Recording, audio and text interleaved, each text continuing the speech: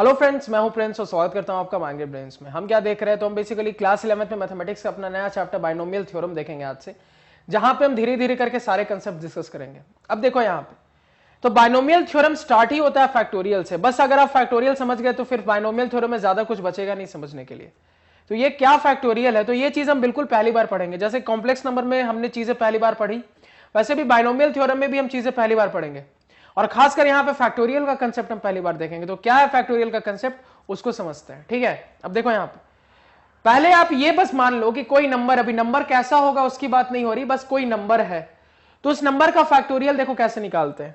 कोई number n है, ये कुछ भी हो सकता है, अभी इसकी बात नहीं हो रही, अभी बस आपको सिंबलाइजेशन में बता रहा हूं कि कैसे रिप्रेजेंट करते हैं। मान लो किसी नंबर का मुझे फैक्टोरियल निकालना है तो मैं उसको कैसे रिप्रेजेंट करूंगा। तो रिप्रेजेंटेशन का तरीका होता है कि आपने n लिखा, उसके बाद इस तरीके से आप कर दो, ये क्या बताता है, फैक्टोरियल।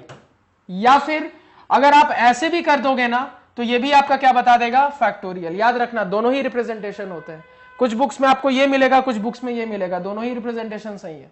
क्लियर हो गया, इसका भी मतलब फैक्टोरियल ही होता है। अब देखो यहां पे, अब जब आप यहां से फैक्टोरियल की सिंबलाइजेशन समझ गए हो तो अब यहां पे समझते हैं कि किस किस नंबर का फैक्टोरियल निकाला जा सकता है। उसके बाद देखेंगे कि फैक्टोरियल निकालते कैसे। अब देखो फैक्टोरियल निकालने का क्या तरीका होता है, किस किस टाइप के नंबर का फैक्टोरियल निकाला जा सकता है।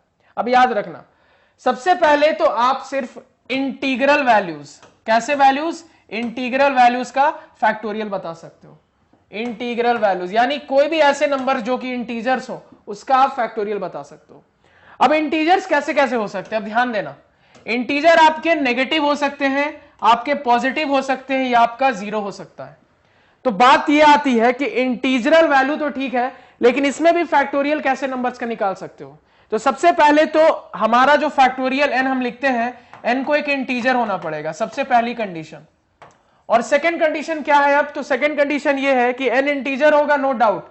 उसके अलावा क्या, तो उसके अलावा ये सर कि यहां पे आपको एक चीज का ध्यान रखना है। क्या ध्यान रखना है कि आपका n कभी भी नेगेटिव इंटीजर नहीं होना चाहिए, कभी भी आपका n नेगेटिव इंटीजर नहीं होना चाहिए, क्योंकि आप नेगेटिव इंटीजर के फैक्टोरियल नहीं निकाल सकते।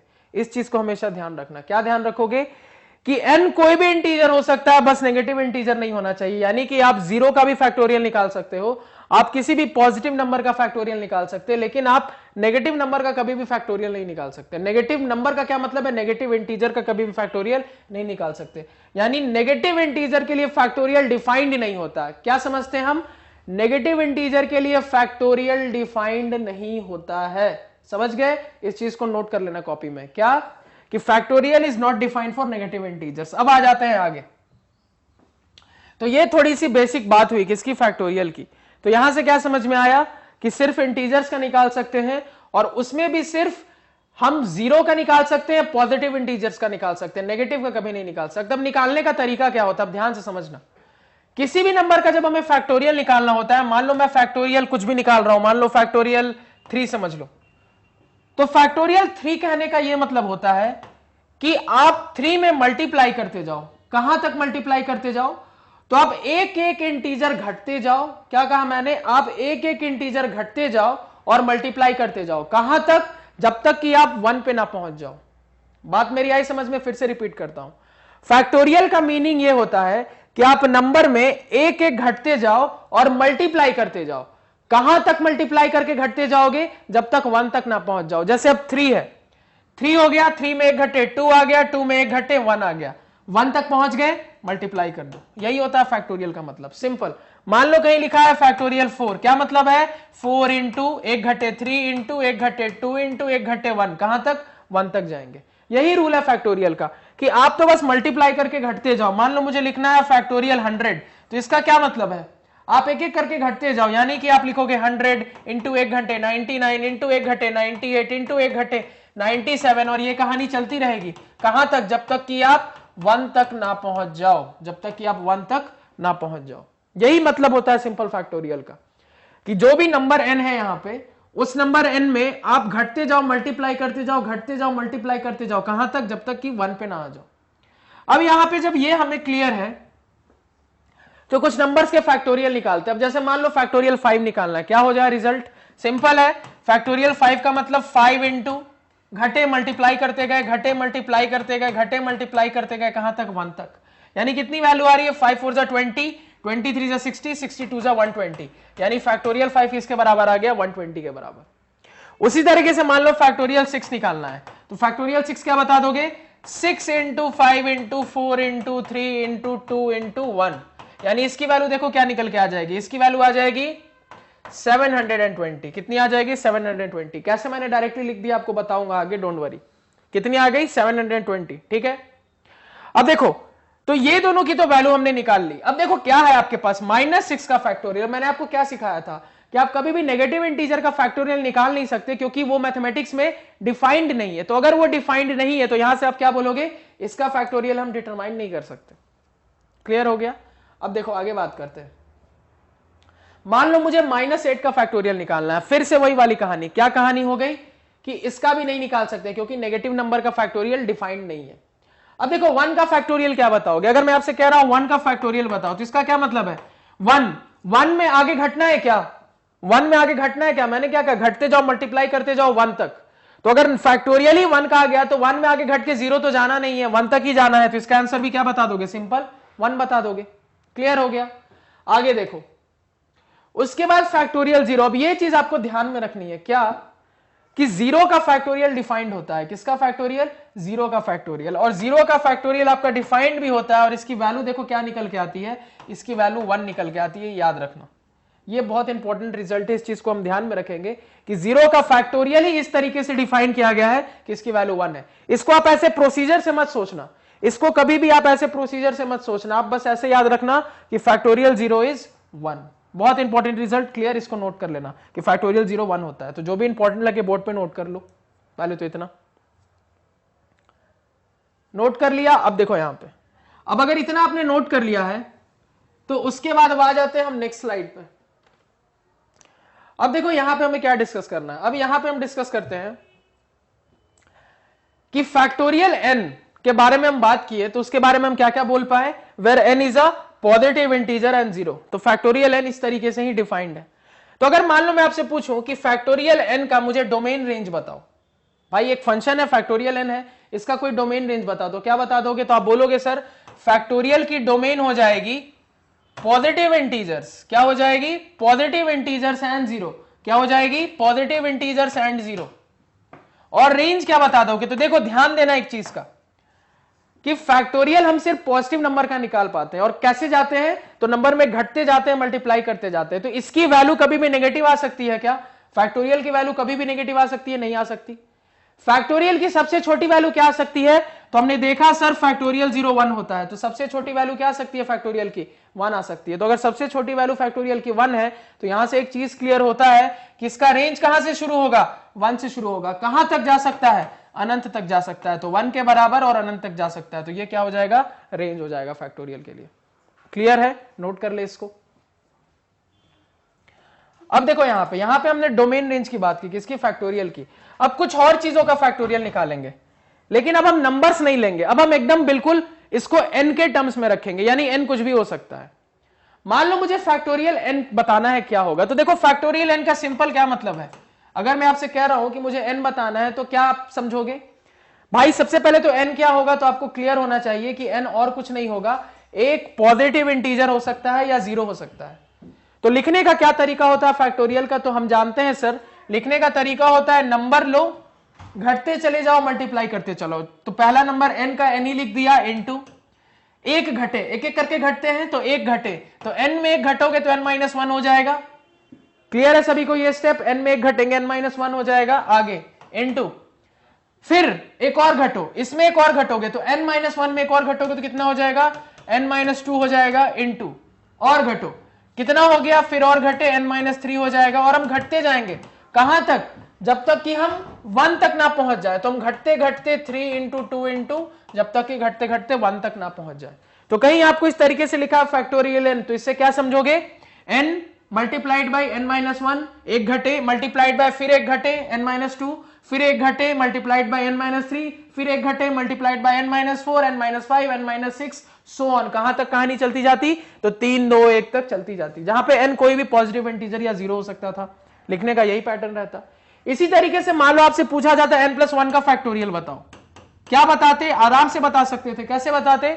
अगेन वही मेथड है, किसका फैक्टोरियल निकालना है? n+1 का, यानी n+1 इंटू एक घटे तो n+1 में एक घटोगे तो n आ जाएगा, इंटू फिर एक घटोगे n-1 आ जाएगा, फिर एक घटोगे n-2 आ जाएगा, फिर एक घटोगे n-3 आ जाएगा, और ये कहानी चलती जाएगी कहां तक? इंटू 3 इंटू 2 इंटू 1 तक। सिंपल।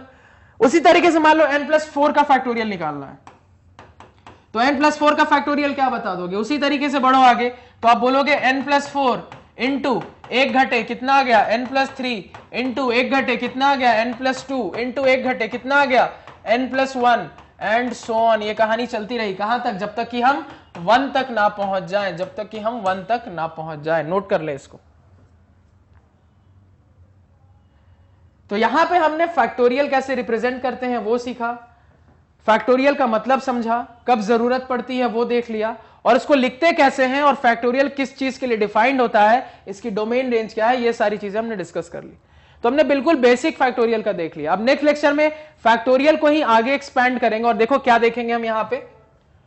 तो नेक्स्ट लेक्चर में हम यहां पे डिस्कस करेंगे आपका कि किसी हायर फैक्टोरियल को लोअर फैक्टोरियल में कैसे कन्वर्ट करते हैं, उसको हम देखेंगे कहां पे? नेक्स्ट लेक्चर में।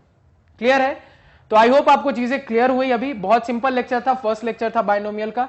अगर लगे कहीं कुछ क्लियर नहीं हुआ, कुछ डाउट रह गया, तो आप कमेंट सेक्शन में जरूर बताएं। तो आज के पढ़ाए हुए नोट्स आप हमारी ऑफिशियल वेबसाइट magnetbrains.com से डाउनलोड कर सकते हैं, जिसका लिंक वीडियो के डिस्क्रिप्शन में है। magnetbrains.com पे आपको क्लास 4 से लेकर 12 तक सारे सब्जेक्ट्स और कोर्सेज मिल जाते हैं सिस्टमैटिक ऑर्डर में अरेंज्ड। और इसके अलावा आप कंप्लीट कोर्स के लिए मैग्नेट ब्रेन्स प्लस में जरूर अपग्रेड करें। Thank you. हेलो फ्रेंड्स, मैं हूं प्रिंस और स्वागत करता हूं आपका मैग्नेट ब्रेन्स में। हम क्या देख रहे हैं? तो हम बेसिकली क्लास 11 में मैथमेटिक्स का अपना नया चैप्टर बाइनोमियल थ्योरम देख रहे हैं, जहां पे हमने लास्ट क्लास में फैक्टोरियल के बारे में सीखा कि फैक्टोरियल क्या होता है, कैसे रिप्रेजेंट करते हैं, डोमेन क्या होती है, रेंज क्या होती है, हर चीजें जानी किसके बारे में? फैक्टोरियल के बारे में। अब यहाँ पे देखो, अब यहाँ पे हम क्या डिस्कस करेंगे ना कि कई बार मुझे जरूरत पड़ती है ना कि एक हायर नंबर के फैक्टोरियल को लोअर नंबर में कन्वर्ट करने की। ये आपको अभी नहीं समझ में आएगा, जब हम सवाल देखेंगे ना इस तरीके के, तो आपको अपने आप समझ में आएगा कि वहां पे जब तक मैं हायर फैक्टोरियल को लोअर में नहीं कन्वर्ट करूंगा तो मेरा काम नहीं होगा। तो कैसे करेंगे अब वो सीखना है। अब ध्यान से देखते जाना बात को। तो मुझे मान लो फैक्टोरियल 6 को फैक्टोरियल 5 में बदलना है, तो मैं कैसे बदलूंगा? अब बहुत ध्यान से सुनना कि किसी भी हायर फैक्टोरियल को लोअर फैक्टोरियल में कैसे कन्वर्ट करते हैं। तो अभी 6 से नहीं उठाते, एक छोटे नंबर से उठाते हैं। मान लो किससे? 4 से उठाते हैं। तो मान लो सबसे पहले मुझे इस फैक्टोरियल 4 को फैक्टोरियल 3 में बदलना है, तो कैसे बदलेंगे? अब यहां ध्यान से देखते जाना। फैक्टोरियल 4 लिखते तो क्या लिखते? 4 इंटू 3 इंटू 2 इंटू 1। फैक्टोरियल 3 लिखते तो क्या लिखते? 3 इंटू 2 इंटू 1। तो कुछ दिख रहा है, कुछ ऑब्जर्व हो रहा है कि फैक्टोरियल 3 और कुछ नहीं है, यही फैक्टोरियल 3 है मेरा। यही इतने टर्म क्या? फैक्टोरियल 3 है। यानी अगर मैं लिखना चाहूं तो यहां से मैं बोल सकता हूं factorial 4 is equal to 4 into factorial 3, 4 into factorial 3, या फिर मैं इस चीज को ऐसे लिख दूं factorial 4 is equal to 4 into factorial 3, इस तरीके से। यानी जब मैंने ऐसा लिखा तो मैंने क्या किया? फैक्टोरियल 4 को फैक्टोरियल 3 में बदल दिया। इसको नोट कर लो, इसको क्या करो आप? नोट कर लो अच्छे से। यही बस तरीका है सिंपल, कि किसी भी हायर फैक्टोरियल को लोअर फैक्टोरियल में हम इस तरीके से चेंज करते हैं। तो अगर आपको यह चीज समझ में आई तो यहां से कुछ अंदाजा लगा होगा। क्या अंदाजा लगा होगा? कि किसी भी नंबर को किसी भी फैक्टोरियल, छोटे फैक्टोरियल में बड़े से छोटे में कन्वर्ट करना है ना, तो मुझे ज्यादा दिमाग नहीं लगाना। मुझे तो बस क्या देखना है, ध्यान से सुनना अब, कि मुझे फैक्टोरियल 4 को 3 में कन्वर्ट करना था। मैं सिंपल एकदम आराम से डायरेक्टली लिख सकता हूं कि factorial 4 is equal to 4 into 3 into 2 into 1 होता, और फैक्टोरियल 3 ही 3 इंटू 2 इंटू 1 है। तो बस सिंपल 4 इंटू फैक्टोरियल 3 लिख दिया, कन्वर्ट हो गया। सिंपल। ये चीजें जो अभी मैंने लिख के की, ये बहुत आराम से आप दिमाग में कर सकते थे। मान लो आपको फैक्टोरियल 4 को किस में कन्वर्ट करना है? फैक्टोरियल 2 में। तो आप चाहो तो डायरेक्टली लिख सकते हो। कैसे लिख सकते हो डायरेक्टली? तो आप लिखोगे फैक्टोरियल 4 इज इक्वल टू, क्या लिखोगे? 4 इंटू 3 इंटू 2 इंटू 1, और 2 इंटू 1 ही क्या है? फैक्टोरियल 2 है। तो यहां से आप सिंपल क्या लिख दिए? फैक्टोरियल 4 इंटू 3 इंटू फैक्टोरियल 2, यानी यहां से कितना आ गया? 12 फैक्टोरियल 2। तो फैक्टोरियल 4 किस में चेंज हो गया? फैक्टोरियल 2 में चेंज हो गया। तो ये आपको चेंज करना आना चाहिए, इसको भी लिख लो, बहुत इंपॉर्टेंट कंसेप्ट। क्लियर? तो यहां से अब इन सवालों को सॉल्व करते हैं तो हमारी क्लैरिटी और आ जाएगी। यहां पे सबसे पहला सवाल है फैक्टोरियल 6 को फैक्टोरियल 5 में कन्वर्ट करना। अब देखो डायरेक्टली सिखाया है, फैक्टोरियल 6 को 5 में कन्वर्ट करोगे तो क्या लिखोगे, फैक्टोरियल 6 इज इक्वल टू, ध्यान देना, 6 इंटू 5 इंटू 4 इंटू 3 इंटू 1, और फैक्टोरियल 5 शुरू ही कहां से होता है, 5 इंटू 4 इंटू 3 इंटू 1। तो अगर मैं इस चीज को लिख दूं factorial 6 is equal to 6 into 5 into 4 into 3 into 1, यानी कि 6 फैक्टोरियल 5। सिंपल है, डायरेक्टली दिख रहा है। मान लो मुझे फैक्टोरियल 6 को फैक्टोरियल 3 में कन्वर्ट करना है, कैसे, डायरेक्टली लिख सकते हैं। अब क्या लिखेंगे, factorial 6 is equal to 6 into 5 into 4 into, अब देखो इंटू, अब आगे से शुरू हो जाएगा 3, और 3 इंटू 2 इंटू 1 ही क्या है, फैक्टोरियल 3 है, तो इंटू फैक्टोरियल 3। तो मेरे पास रिजल्ट कितना आ गया, 6 5 30, 4 120, तो 120 फैक्टोरियल 3, यानी फैक्टोरियल 6 मेरा 120 फैक्टोरियल 3 के बराबर है। अगेन नेक्स्ट क्वेश्चन देखो, फैक्टोरियल 10 को फैक्टोरियल 7 में कन्वर्ट करना है, कैसे करेंगे, अगेन सिंपल, तो हम factorial 10 is equal to 10 into 9 into 8 into, अब 7 की कहानी शुरू हो जाएगी, 7 into 6 into 5 into 4 into 3 into 2 into 1, और यही फैक्टोरियल 7 की वैल्यू होती है 7 into 6 into 5 into 4 into 3 into factorial 1, यानी ये इंटू फैक्टोरियल 7।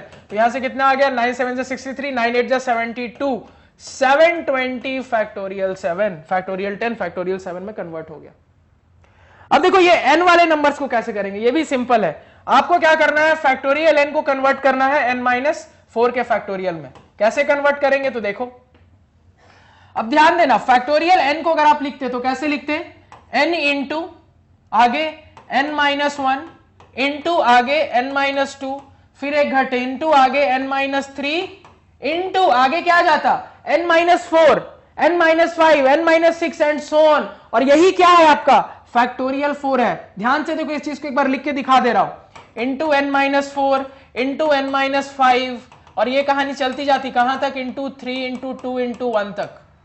और अगर मैं आपसे पूछता कि फैक्टोरियल n-4 मुझे बताओ, तो आप बताते n-4, फिर एक घटे इंटू n-5। देखो मैं बीच में कुछ नहीं लिख रहा, ब्रैकेट के, दो ब्रैकेट के बीच में कुछ नहीं है, मतलब क्या है, सिंपल डॉट है या मल्टीप्लाई है। तो कभी ना लिखो तो समझ जाना कि इसका मतलब मल्टीप्लाई होता है, into n-6 into n-7 and so on, कहानी कहां तक जाएगी, 3 इंटू 2 इंटू 1 तक जाएगी।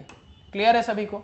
तो यहां से ही देख के समझ में आ रहा है कि यहां पे जहां से n-4 की कहानी शुरू हो रही है, इस चीज के बदले मैं सीधे ये सब्स्टिट्यूट कर सकता हूं, यानी कि इस पूरे चीज के बदले यहां पे मैं डायरेक्टली n-4 का फैक्टोरियल लिख सकता हूं।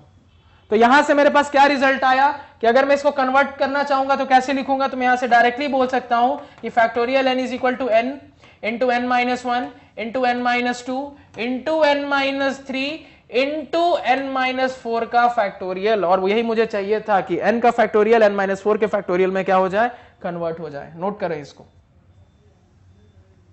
एकदम डायरेक्टली कर सकते हो। ये तो एक बार समझ लिया, फिर तो आप दिमाग में कर सकते हो कि देखो कोई भी छोटा फैक्टोरियल आना है, तो छोटा फैक्टोरियल आना है तो क्या करोगे, उससे बड़े वाले नंबर तक जाओगे, उसके बाद उस छोटे फैक्टोरियल को लिख देना। सिंपल, एकदम कंसेक्यूटिव लिखता है, ये वही तरीका है सिंपल लिखने का। बहुत इंपॉर्टेंट रिजल्ट है, क्यों है आपको समझ में आएगा, अभी समझ गए, ये समझ में आया। नेक्स्ट क्वेश्चन देखो, अब ये क्वेश्चन आप खुद से ट्राई करो, थोड़ा वीडियो पॉज करके, मैं तो बनाऊंगा ही, आप भी ट्राई करो। तो इस चीज का अगर मैं आंसर लिखूंगा तो क्या लिखूंगा कि factorial n is equal to n into n-1 into n-2 into n-3 into n-4 का फैक्टोरियल। अब देखो नेक्स्ट सवाल क्या है, n+1 के फैक्टोरियल को n-2 के फैक्टोरियल में बदलना है। ऑब्वियसली बड़े से छोटे पे जाना है, तो इतना तो पक्का है कि n-2 क्या होगा, मेरा n+1 से हमेशा छोटा नंबर होगा, n-2 मेरा हमेशा n+1 से छोटा नंबर होगा, इतना तो पक्का है, इसमें किसी को कोई समस्या, कोई डाउट नहीं होना चाहिए। अब देखो, तो यहां से सॉल्व करोगे तो क्या लिखोगे, अगेन n+1 का फैक्टोरियल कन्वर्ट करना है, तो क्या लिखूंगा, n+1 इंटू n, एक घटे तो n आ गया, इंटू n-1 इंटू, अब n-2 n-3 की कहानी शुरू होती जाएगी, यानी यही n-2 का फैक्टोरियल मुझे चाहिए था, और वो आ गया इंटू n-2 का फैक्टोरियल, हो गया कन्वर्ट। नेक्स्ट सवाल देखो, n-3 के फैक्टोरियल को n-5 के फैक्टोरियल में बदलना है, कैसे बदलेंगे, तो n-3 का फैक्टोरियल लिखेंगे n-3 into n-4 into n-5 n-6 and so on, वही क्या है, n-5 का फैक्टोरियल है, तो यहां से इंटू n-5 का फैक्टोरियल, खत्म कहानी। आई होप आपको ये कंसेप्ट क्लियर हुआ होगा, कुछ ज्यादा है नहीं, बड़े फैक्टोरियल से छोटे फैक्टोरियल पे जाना है, तो इस तरीके से हमें प्रोसीड करना होता है कि सिंपल हम क्या करेंगे, जहां तक जाना है ना उससे पहले तक तो नॉर्मली लिख लेंगे मल्टीप्लाई करके, उसके आगे सीधे फैक्टोरियल लगा देते हैं, क्योंकि वहां जो आगे की कहानी शुरू होती है वो और कुछ नहीं होता, ये मेरा छोटा फैक्टोरियल ही होता है। किसी में भी चाहो तो आप उस चीज को वेरीफाई कर सकते हो, जो हमने अभी देख भी लिया। समझ में आया? ये कंसेप्ट सिंपल था, स्ट्रेट फॉरवर्ड था। तो यहां पे हमने क्या सीखा कि किसी हायर फैक्टोरियल को लोअर में कैसे कन्वर्ट करें। अब नेक्स्ट क्लास में देखो क्या देखेंगे, तो नेक्स्ट क्लास में हम क्या करेंगे, इस कंसेप्ट के बेसिस पे कुछ क्वेश्चंस को सॉल्व करेंगे, ठीक है। तो आई होप आपको चीजें क्लियर है, कोई डाउट नहीं है। अगर लग रहा है कहीं कुछ क्लियर नहीं हुआ है तो आप कमेंट सेक्शन में जरूर बताएं। तो आज के पढ़ाए हुए नोट्स आप हमारी ऑफिशियल वेबसाइट magnetbrains.com से डाउनलोड कर सकते हैं, जिसका लिंक वीडियो के डिस्क्रिप्शन में है। magnetbrains.com पे आपको क्लास 4 से लेकर 12 तक सारे सब्जेक्ट्स और कोर्सेज मिल जाते हैं, सिस्टमैटिक ऑर्डर में अरेंज्ड। और इसके अलावा आप कंप्लीट कोर्स के लिए मैग्नेट ब्रेन्स प्लस में जरूर अपग्रेड करें। Thank you.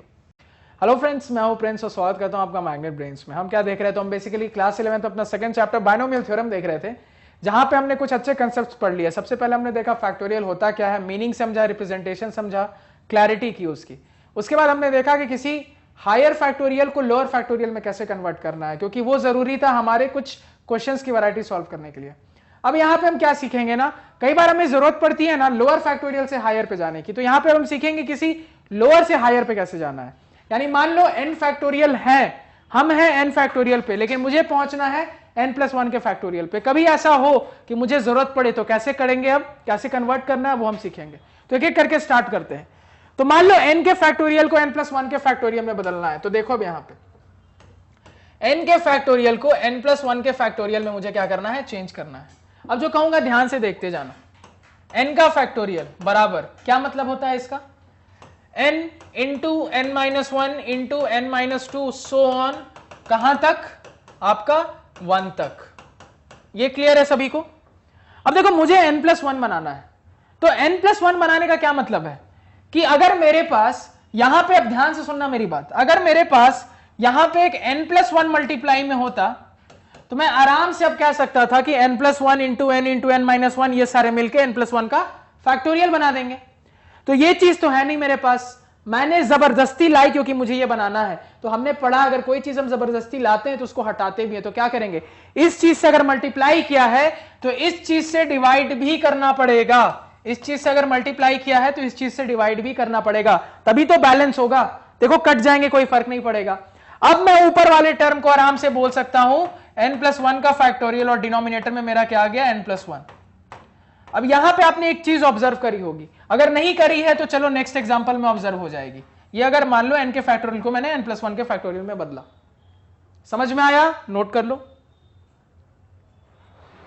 नेक्स्ट सवाल देखते हैं। नेक्स्ट सवाल में क्या करना है, इसी n के फैक्टोरियल को मुझे क्या करना है, इसी n के फैक्टोरियल को मुझे क्या करना है, अब n+1 के फैक्टोरियल में नहीं, किसमें बदलना है, तो देखो यहां पे n+2 के फैक्टोरियल में बदलना है।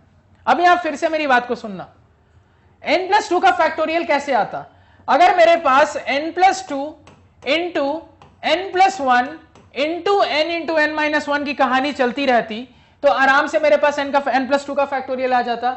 यानी कुल मिला के ये जो दो एक्स्ट्रा टर्म्स है जो मैं यहां पे लिख रहा हूं, ध्यान दो, कुल मिला के अगर मैं इसको लिखूं तो मेरे पास ये एक n+2 की कमी थी और एक n+1 की कमी थी, क्योंकि जैसे ही मैं इन दोनों को अब इससे मल्टीप्लाई कर दूंगा, अब मैं जैसे ही इसको इन दोनों से क्या कर दूंगा, मल्टीप्लाई कर दूंगा, तो मेरे पास देखो क्या निकल के आ जाएगा।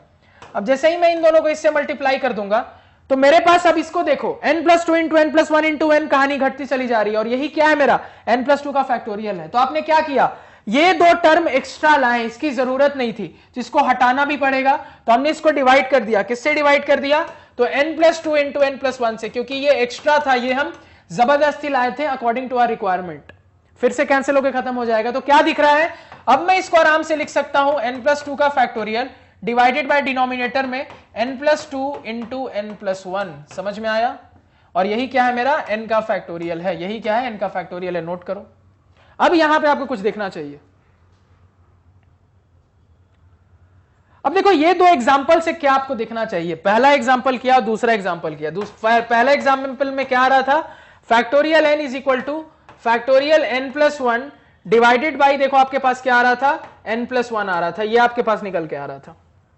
तो आपको देखो क्या दिखना चाहिए, दिखना ये चाहिए कि कभी भी मुझे लोअर से हायर फैक्टोरियल पे जाना होता है, लोअर से हायर फैक्टोरियल पे जाना होता है, तो मैं सिंपल क्या करूंगा, मैं वो is equal to lower factorial is equal to वो हायर फैक्टोरियल लिख दूंगा, डिवाइडेड बाई मैं क्या करूंगा, डिवाइडेड बाई ये जो टर्म है ना यहां पे n+2, तो मैं n+2 लिखूंगा और ये घटते हुए लिखूंगा। कब तक लिखूंगा, तब तक लिखूंगा जब तक कि n नहीं आ जाता, तब तक लिखूंगा जब तक कि n नहीं आ जाता। जैसे इस बात को ऐसे समझो कि n+2 था, तो n+2 तक मैं कैसे जाता, तो मेरे को n+2 चाहिए, एक घटा n+1 चाहिए, अगला क्या आ जाता, n आ जाता, n है यहां पे ऑलरेडी, तो हम यहां पे रुक गए।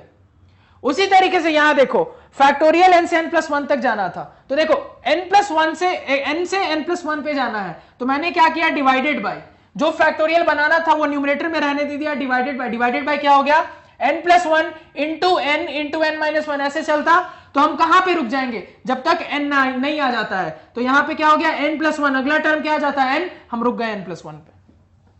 तो अगर आप ये वाला कंसेप्ट समझ गए तो यहां से आप इसका आंसर दे देते हो, किसका, कि मान लो मुझे n+1 के फैक्टोरियल को कन्वर्ट करना है किसमें, n+3 के फैक्टोरियल में।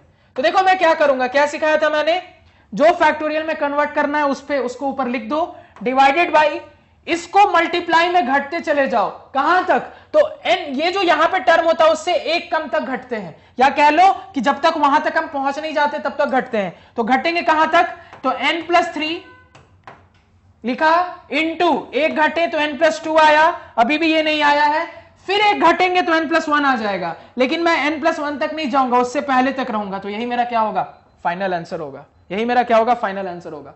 तो जो फैक्टोरियल में कन्वर्ट करना रहता है उसको ऊपर लिख लो आराम से, डिवाइडेड बाय क्या करो आप, डिवाइडेड बाय सिंपल कुछ नहीं करना है, वो फैक्टोरियल को नीचे लिखो, इंटू घटते चले जाओ, कब तक घटना है, तो यहां पे जो नंबर होता है उससे एक कम तक, देख रहे हो यहां पे n है तो एक कम तक घटना होता है, कहां तक घटेंगे कि बस n से एक कम तक रहे हम, तो n+1 के बाद n आता तो एक कम तक घटे।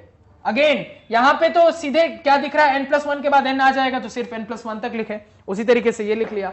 उसी तरीके से मान लो नेक्स्ट सवाल देखो, n-3 से n+1 के फैक्टोरियल पे जाना है, तो n-3 से आपको कहां पे जाना है, n+1 के फैक्टोरियल पे, तो कैसे जाओगे, वही तरीका है, क्या कहा था मैंने, जो कन्वर्ट करना है इज इक्वल टू करके लिख लो, डिवाइडेड बाई, ये अब मल्टीप्लाई में कहां तक जाना है, घटते घटते, तो इससे एक पहले तक, n-3 से एक पहले तक, यानी कि n+1 into n into n-1 into n-1 into n-2, अगला क्या आ जाएगा, n-3, और n-3 मुझे नहीं लेना है, मुझे सिर्फ उससे एक पहले तक लेना है, यही मेरा फाइनल आंसर होगा। नोट करो इतनी चीजें।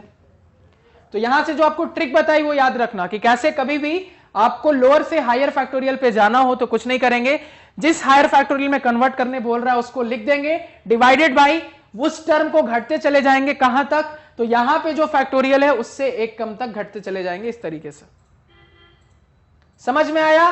फाइनल क्वेश्चन देखते हैं इस तरीके से। अब अगर ये नोट कर लिया है आपने तो फाइनल क्वेश्चन में देखो मुझे क्या कहा जा रहा है, मान लो यही फाइनल क्वेश्चन है, तो यहां पे मुझे कहा जा रहा है कि n-7 के फैक्टोरियल को n-2 के फैक्टोरियल में बदलना है। तो मैंने क्या सिखाया था आपको, कुछ नहीं करना है, n-7 को बदलना है n-2 में ना, n-2 लिख दिया मैंने, डिवाइडेड बाई, अब मैं क्या करूंगा, यहां से स्टार्ट करूंगा और मैं घटता चला जाऊंगा, बस यहां पे नहीं पहुंचना, इससे पहले रुक जाना है। तो n-2 घटा n-3 आया, घटा n-4 आया, घटा n-5 आएगा, घटा n-6 आएगा, अब n-7 तक नहीं जाना है, एक पहले तक, क्योंकि आगे क्या आ जाता है n-7, और यहां पे n-7 है तो मुझे n-7 नहीं लेना है, उसके पहले तक लेना है। तो यही मेरा फाइनल आंसर होगा।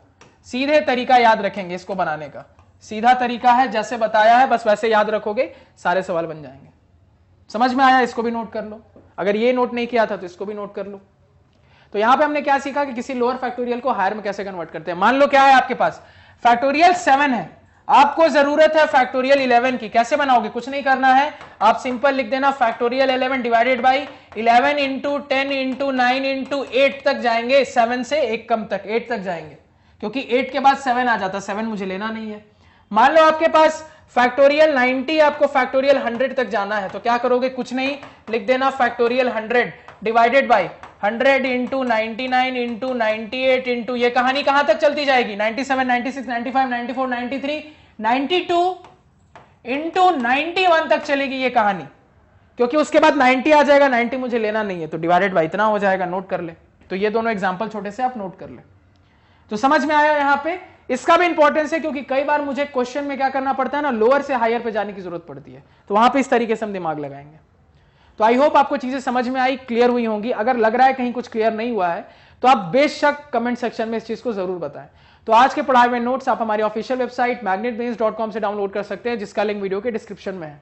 magnetbrains.com पे आपको क्लास 4 से लेकर 12 तक सारे सब्जेक्ट्स और कोर्सेज मिल जाते हैं सिस्टमैटिक ऑर्डर में अरेंज्ड, और इसके अलावा आप कंप्लीट कोर्स के लिए मैग्नेट ब्रेन्स प्लस में जरूर अपग्रेड करें। Thank you. हेलो फ्रेंड्स, मैं हूं प्रिंस और स्वागत करता हूं मैग्नेट ब्रेन्स में। हम क्या देख रहे थे, तो हम बेसिकली क्लास 11th में मैथमेटिक्स का अपना सेकंड चैप्टर बाइनोमियल थ्योरम देख रहे थे, जहां पे फर्स्ट लेक्चर में हमने फैक्टोरियल के कंसेप्ट को समझा। उसके बाद उस फैक्टोरियल के कंसेप्ट को आगे बढ़ाते हुए हमने क्या सीखा कि किसी बड़े फैक्टोरियल को छोटे फैक्टोरियल में कैसे कन्वर्ट करते हैं। अब वो क्यों जरूरी था, अब आपको समझ में आएगा। अब यहां ध्यान देना मेरी बात को।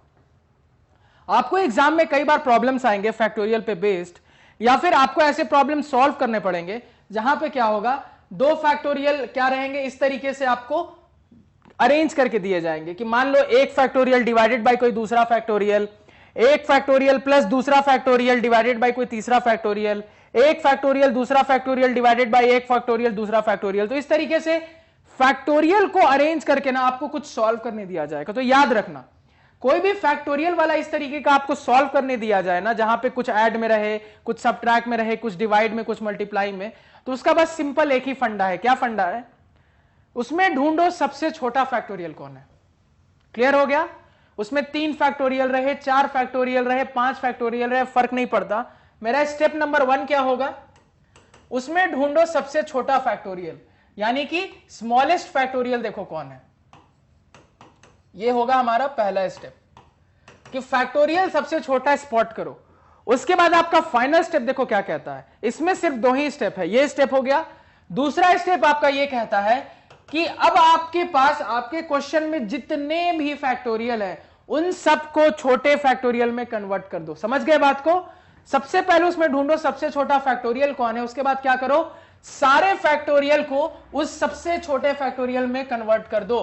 तो अगले स्टेप क्या होगा, convert all the factorials, convert all the factorials to the smallest factorial, to the smallest factorial, यानी कि उसको सबसे छोटे फैक्टोरियल में फिर हमें कन्वर्ट कर देना है। यही आपका क्या होगा, सेकंड स्टेप होगा। बस इतना ही करना है कि कोई भी फैक्टोरियल वाला सॉल्व आया ना एग्जाम में, जनरली ये 1 से 2 नंबर में पूछे जाते हैं। बड़ा क्वेश्चन बहुत बड़ा तो आता नहीं है, तो ये 2 नंबर तक के सवाल बनते हैं ऐसे सॉल्व करने वाले फैक्टोरियल के इस चैप्टर से। तो सिंपल क्या फंडा है, देखो सबसे छोटा फैक्टोरियल ढूंढो और उसके बाद क्या करो, सारे फैक्टोरियल को उसमें कन्वर्ट कर दो, काटा पीटी मचा दो, सॉल्व कर दो, आंसर आ जाएगा।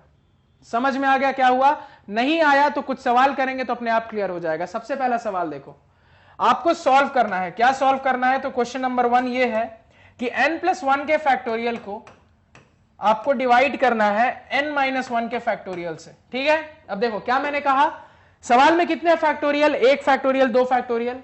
मैंने क्या कहा था, सबसे छोटा फैक्टोरियल ढूंढो। अब तुम खुद बताओ कौन छोटा होगा, n+1 की n-1। तो आपको तुरंत यहां बताना पड़ेगा कि सर ऑब्वियस सी बात है, मेरा ज्यादा छोटा फैक्टोरियल n-1 होगा, n+1 बड़ा फैक्टोरियल होगा। तो मैंने क्या कहा, सारे फैक्टोरियल को सबसे छोटे फैक्टोरियल में कन्वर्ट कर दो। तो सबसे छोटा फैक्टोरियल हमारा कौन है, n-1 है। तो सारे फैक्टोरियल, तो बचा क्या, यही तो बचा एक इसमें। तो इस फैक्टोरियल को इसमें किसमें कन्वर्ट कर देंगे, सबसे छोटे फैक्टोरियल में। तो क्या करते हैं, n+1 को n-1 के फैक्टोरियल में कन्वर्ट कर देंगे। अब समझ में आया कि हमने लास्ट लेक्चर में क्या सीखा था, किसी भी हायर फैक्टोरियल को लोअर फैक्टोरियल में कन्वर्ट करना सीखा था। अब उसी लास्ट लेक्चर के कंसेप्ट को यहां अगर हम अप्लाई करें तो इस n+1 के फैक्टोरियल को n-1 के फैक्टोरियल में कन्वर्ट करना है। क्या लिखेंगे, तो n+1 के फैक्टोरियल को लिख रहा हूं, n+1 इंटू n इंटू, अब देखो क्या हो जाएगा, इंटू n-1 का फैक्टोरियल हो जाएगा। सिंपल, घटते गए तो अगला क्या आ जाएगा, n-1, n-2, n-3, और ये है क्या, यही तो n-1 का फैक्टोरियल है, होल डिवाइडेड बाई n-1 का फैक्टोरियल। अब क्या दिख रहा है यहां से, n-1 का फैक्टोरियल, n-1 का फैक्टोरियल कट गया, आपके पास क्या रिजल्ट आ गया, n इंटू n+1। यही आपका रिजल्ट है, n इंटू n+1। खत्म कहानी, आंसर। इतना लिख दोगे काफी है, आपको इसको मल्टीप्लाई करके लिखने की कोई जरूरत नहीं है, ये काफी है लिखना। समझ में आया, नोट करो, ये है एप्लीकेशन पढ़ी हुई चीज का।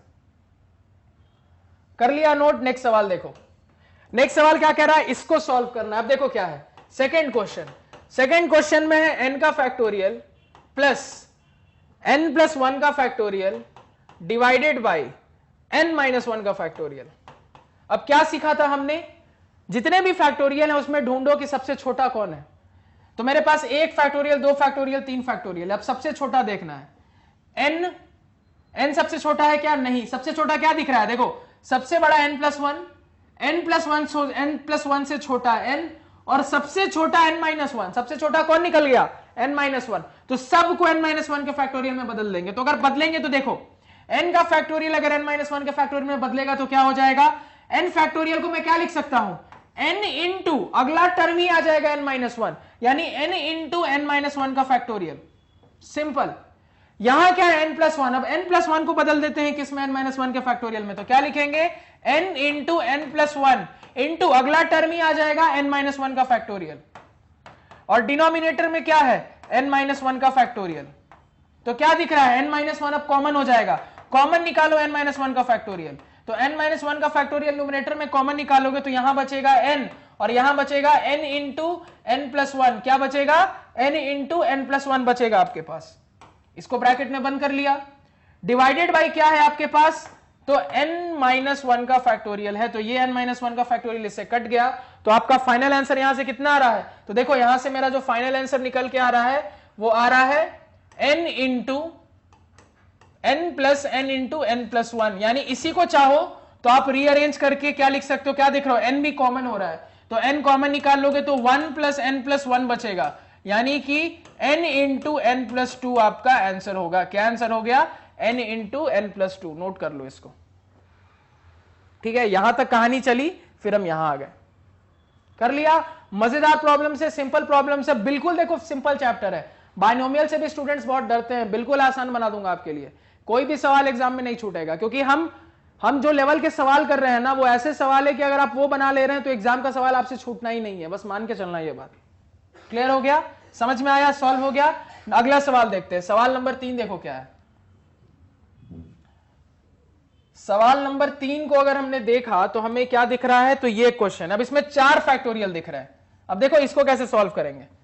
मेरे पास सवाल है n माइनस टू का फैक्टोरियल, उसके बाद क्या है? n प्लस टू का फैक्टोरियल, डिवाइड में क्या है? डिवाइड में n माइनस थ्री का फैक्टोरियल, और उसके बाद क्या है? n का फैक्टोरियल। अब इसे हमें सॉल्व करना है। कैसे करेंगे? अगेन रूल क्या है? सबसे छोटे फैक्टोरियल को ढूंढो और सबको उसमें कन्वर्ट कर दो। तो सबसे छोटा फैक्टोरियल क्या दिख रहा है मुझे? दिख रहा है n माइनस थ्री, सबसे छोटा है। सबसे बड़ा n प्लस टू से छोटा n से छोटा n माइनस टू, और सबसे छोटा n माइनस थ्री। तो n माइनस थ्री में सबको कन्वर्ट कर दो। तो सबसे ऊपर है n माइनस टू, इसको n माइनस थ्री में कन्वर्ट करोगे तो क्या लिखोगे? देखो n माइनस टू जब स्टार्ट होगा ब्रेक करना, तो n माइनस टू का n minus two into n minus three into n minus four into n minus five, कुल मिला के क्या रहा है? n माइनस टू के बाद ही n माइनस थ्री का फैक्टोरियल आने लगेगा। अगला टर्म देखो, n प्लस टू को कन्वर्ट करना है। कैसे करेंगे? फिर से वही procedure, n plus two into n plus one into n minus one into n minus two, और फाइनली मेरे पास क्या आ जाएगा? n माइनस थ्री आ जाएगा, जो मुझे चाहिए था। तो इंटू n माइनस थ्री आ गया। डिवाइडेड बाई क्या हो जाएगा? डिवाइड में n माइनस थ्री का तो फैक्टोरियल है ही, इसको तो ऐसे ही रहने दिया। अगला क्या है? n को n माइनस थ्री के फैक्टोरियल में कन्वर्ट करो, तो n into n minus one into n minus two, और अगला ही आ जाएगा n माइनस थ्री का फैक्टोरियल। अब n माइनस थ्री कॉमन लो, हटा दो। कॉमन ले लेते हैं तो n माइनस थ्री का फैक्टोरियल अगर कॉमन लेंगे न्यूमरेटर से, तो मेरे पास देखो क्या बचेगा? यहां बचेगा n माइनस टू, और यहां पे देखो क्या बचेगा? तो यहां पे बचेगा plus n plus two into n plus one into n minus one into n minus two. यहां पे ये बचेगा मेरे पास।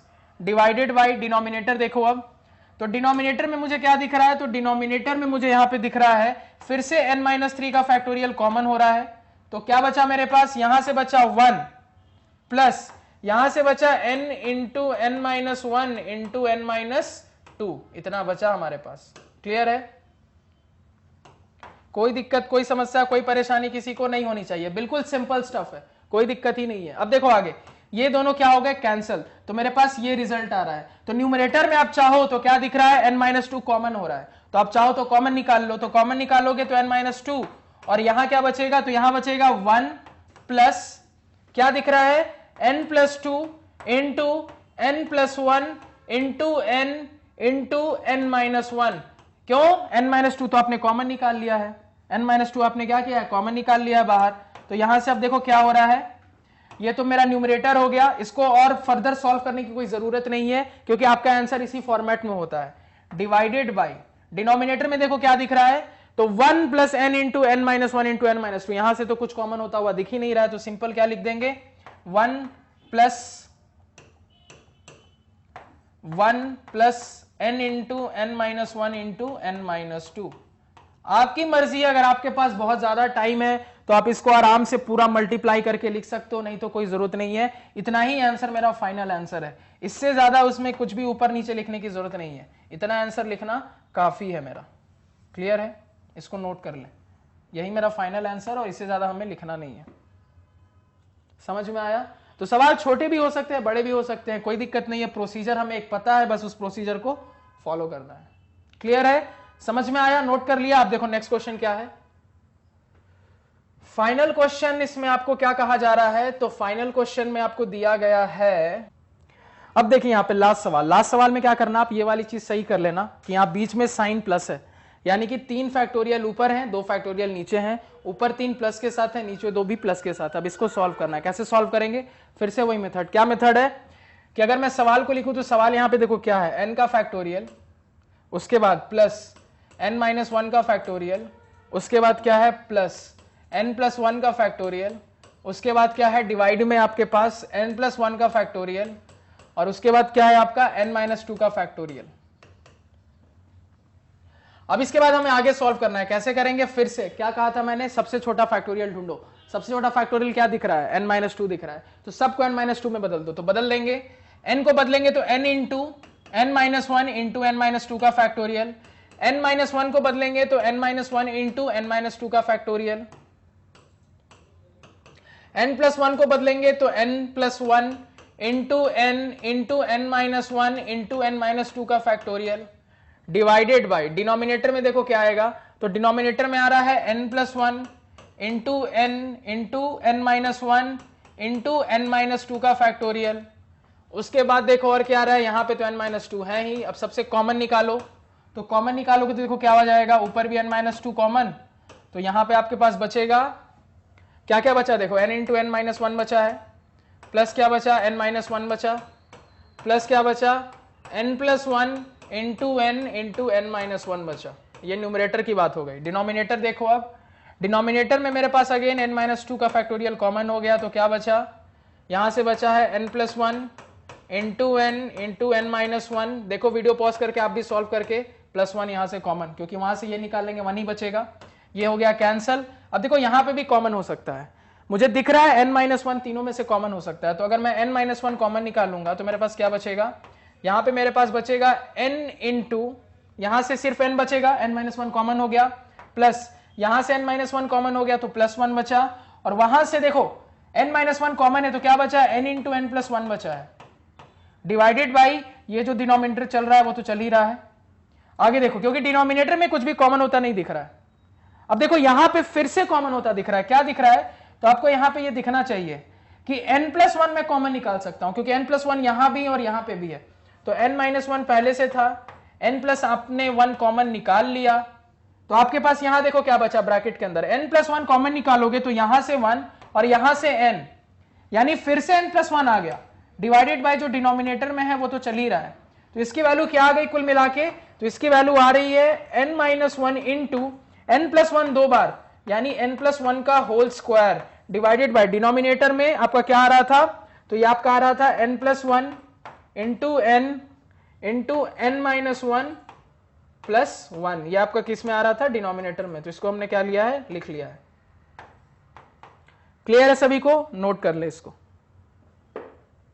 यही आपका फाइनल आंसर है।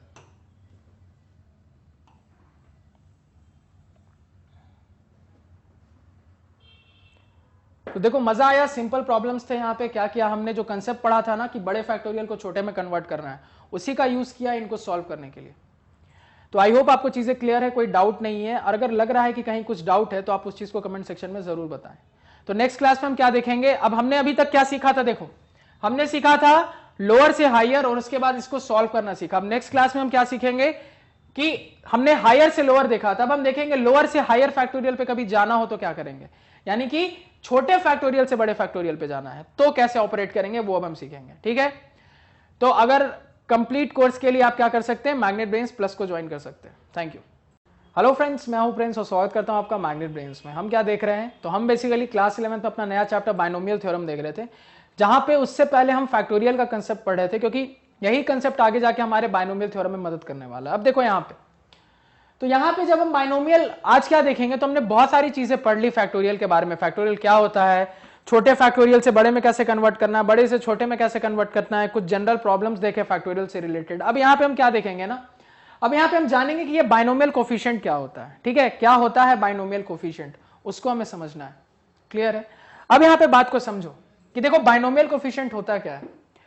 आप कोई भी हायर पावर का जब एक्सपेंशन करते हो ना, जैसे मान लो आपने x प्लस वाई का पावर 5 का एक्सपेंशन किया, ठीक है, तो आप याद करो जब हम कॉम्प्लेक्स नंबर पढ़ रहे थे तो वहां पे हमने जो लास्ट वैरायटी में क्वेश्चंस कर रहे थे, तो मैंने आपको इसका ट्रिक्स एक्सपेंशन बताया था। क्या बताया था, तो मैंने आपको सिंपल बोला था कि आप सॉल्व करो। किसको जब सॉल्व करते थे तो आप इसको ऐसे लिख देते थे, x power 5 x power 4 into y, x power 3 into y square, x square into y cube, और उसके बाद x इंटू वाई पावर 4, और फाइनली प्लस वाई पावर 5।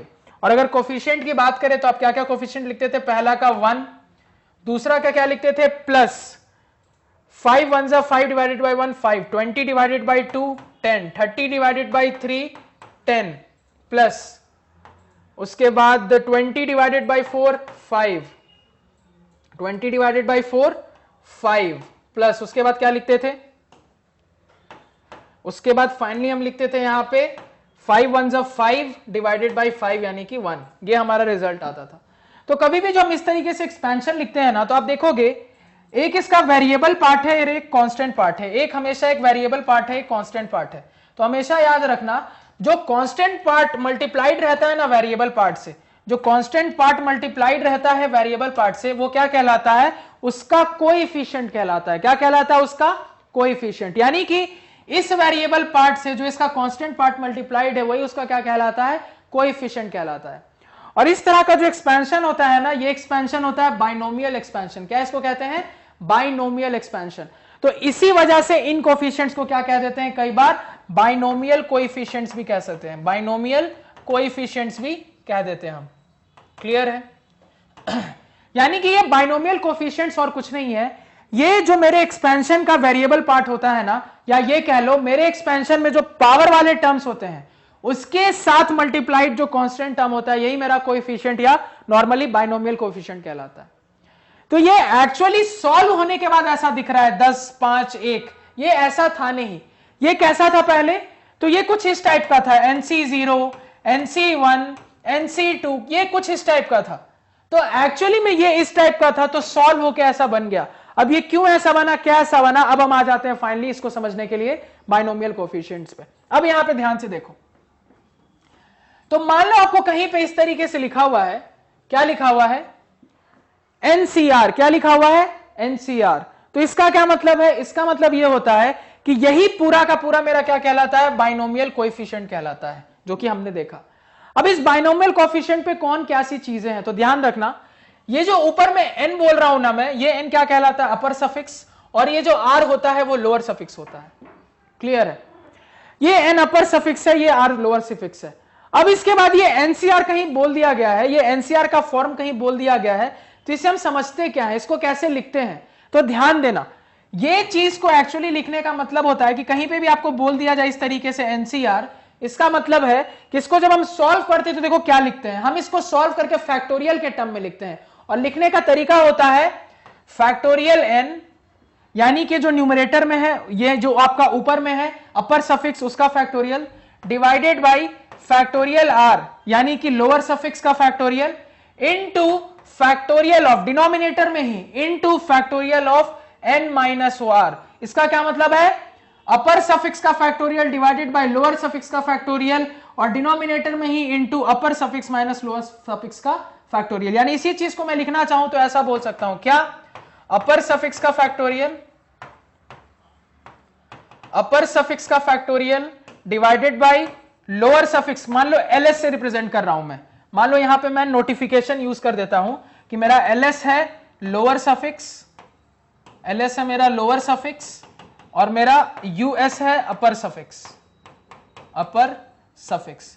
तो अब अगर ऐसा है तो इसी को मैं कैसा लिख सकता हूं कि सबसे पहले n का क्या मतलब है, अपर सफिक्स का factorial divided by lower suffix का फैक्टोरियल इनटू डिनोमिनेटर में ही अपर सफिक्स माइनस लोअर सफिक्स का फैक्टोरियल। ये हम लिख सकते हैं अपने इसका एक्सपेंशन।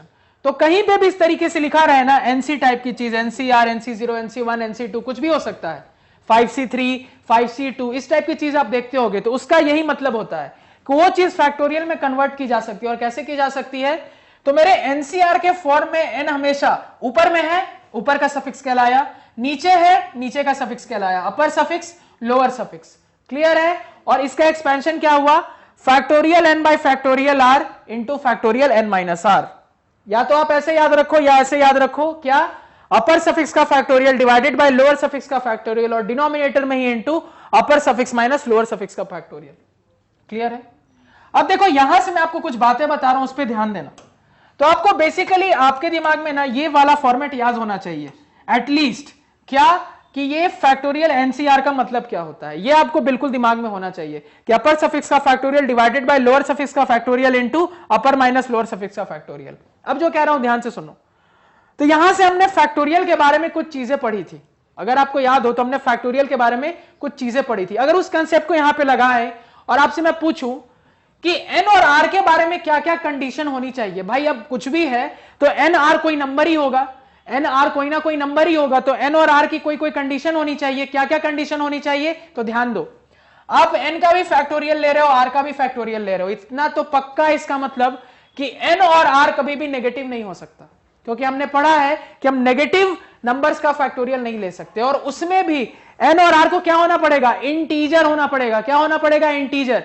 यानी कि n और r कभी भी नेगेटिव इंटीजर्स नहीं हो सकते, इसके अलावा कोई भी हो सकता है। इसका क्या मतलब है, n और r हमेशा पॉजिटिव इंटीजर होंगे। तो ये चीज कब सही है, वेयर एंड n भी और आपका r भी हमेशा क्या होंगे, पॉजिटिव इंटीजर्स होंगे। तो n भी और r भी बिलोंग्स टू पॉजिटिव इंटीजर्स। ठीक है, positive integer and zero, positive integer and zero. Clear है। ये चीज यहां पे आपको समझना है कि n और r दोनों ही आपका या तो कोई पॉजिटिव इंटीजर होगा या जीरो हो सकता है। यानी कि या फिर आप ऐसा भी लिख सकते हो n greater than equal to zero, r greater than equal to zero. और greater than equal to zero का यह मतलब नहीं है कोई भी नंबर, क्या ध्यान रखना है, n और r हमेशा कोई ना कोई इंटीजर होने चाहिए। क्या होने चाहिए, इंटीजर होने चाहिए। क्लियर है। तो ये तो एक कंडीशन आई n और r के बारे में। एक और कंडीशन आएगी, अब ध्यान से देखो मैंने क्या सिखाया था, फैक्टोरियल हमेशा, या तो फैक्टोरियल के अंदर हमेशा एक क्या होता है आपका पॉजिटिव नंबर होता है या जीरो होता है, और उसमें भी इंटीजर होता है, या तो एक पॉजिटिव इंटीजर या जीरो। तो यहां से एक रिजल्ट और पता लगता है कि आपने इस फैक्टोरियल और इस फैक्टोरियल से तो n और r के बारे में ये सोच लिया। एक और फैक्टोरियल है मेरे पास अपर सफिक्स माइनस लोअर सफिक्स का, यानी कि n माइनस r का। अब हमने क्या पढ़ा है कि फैक्टोरियल के अंदर वाली चीज कभी भी नेगेटिव इंटीजर नहीं हो सकती, यानी कि जो n माइनस r है मेरा, यह हमेशा क्या होना चाहिए, या तो जीरो से बड़ा होना चाहिए या जीरो के बराबर होना चाहिए, या तो एक पॉजिटिव इंटीजर होगा या जीरो होगा। यानी कि यहां से रिजल्ट निकल के आता है n must be greater than equal to r। ये भी है हमारी एक सेकंड कंडीशन है, याद रखेंगे क्या कि n और r ग्रेटर देन जीरो तो अकेले होंगे ही होंगे, उसमें भी पॉजिटिव इंटीजर होंगे। उसके अलावा n हमेशा मेरा या तो r से बड़ा होगा या r के बराबर होगा, n हमेशा या तो r से बड़ा होगा या r के बराबर होगा। कभी भी r n से बड़ा नहीं हो सकता, क्योंकि जैसे ही r n से बड़ा हो जाएगा तो फैक्टोरियल के अंदर नेगेटिव नंबर आ जाएगा, और फैक्टोरियल के अंदर नेगेटिव नंबर डिफाइंड नहीं है। तो ये सारी चीज कब सही है, ये लिखने के बाद आप नीचे क्या लिखेंगे कि हमारा n greater than equal to zero होना चाहिए, r भी greater than equal to zero होना चाहिए, और उसमें भी क्या मतलब है, पॉजिटिव इंटीजर होना चाहिए, एंड हमारा n हमेशा r से बड़ा या उसके बराबर होना चाहिए। यह भी एक कंडीशन सेटिस्फाई होनी चाहिए, यानी हमेशा अपर सफिक्स क्या होना चाहिए, हमेशा अपर सफिक्स लोअर सफिक्स से बड़ा हो या उसके बराबर हो। ये जब साथ में तीनों कंडीशन सेटिस्फाई होगी तब जाके हम इस तरीके से अपने बाइनोमियल कोफिशिएंट को डिफाइन करेंगे, जिसमें कि n अपर सफिक्स का काम करता है, r लोअर सफिक्स का काम करता है। सिंपल, बस ये इस फैक्टोरियल को रिप्रेजेंट करने का तरीका है कि बार बार हमें इतना बड़ा ना लिखना पड़े, तो हम ऐसे समझते हैं। ये चीज क्लियर हुई आपको? ये चीज समझ में आई? तो अगर ये चीज आपको समझ में आ गई तो पहले तो इसको नोट करो। अब देखो यहां पे, अब यहां पे ये चीज जब समझ लिया है आपने, तो यहां पे अब कुछ एग्जांपल्स देखते हैं और इस चीज को क्या करते हैं, अप्लाई करते हैं। तो अगर कुछ एग्जांपल्स देखें तो मान लो मैं आपसे पूछूं 5C1, ठीक है, मैं आपसे पूछूं 3C4, ठीक है, ध्यान देना मैं क्या क्या लिख रहा हूं।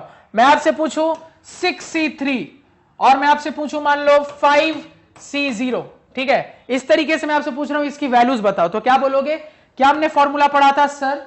अपर सफिक्स का factorial divided by lower suffix का factorial into upper minus lower का फैक्टोरियल, यानी कि factorial 6 divided by factorial 3 into factorial 3। ये इसका आंसर आ गया।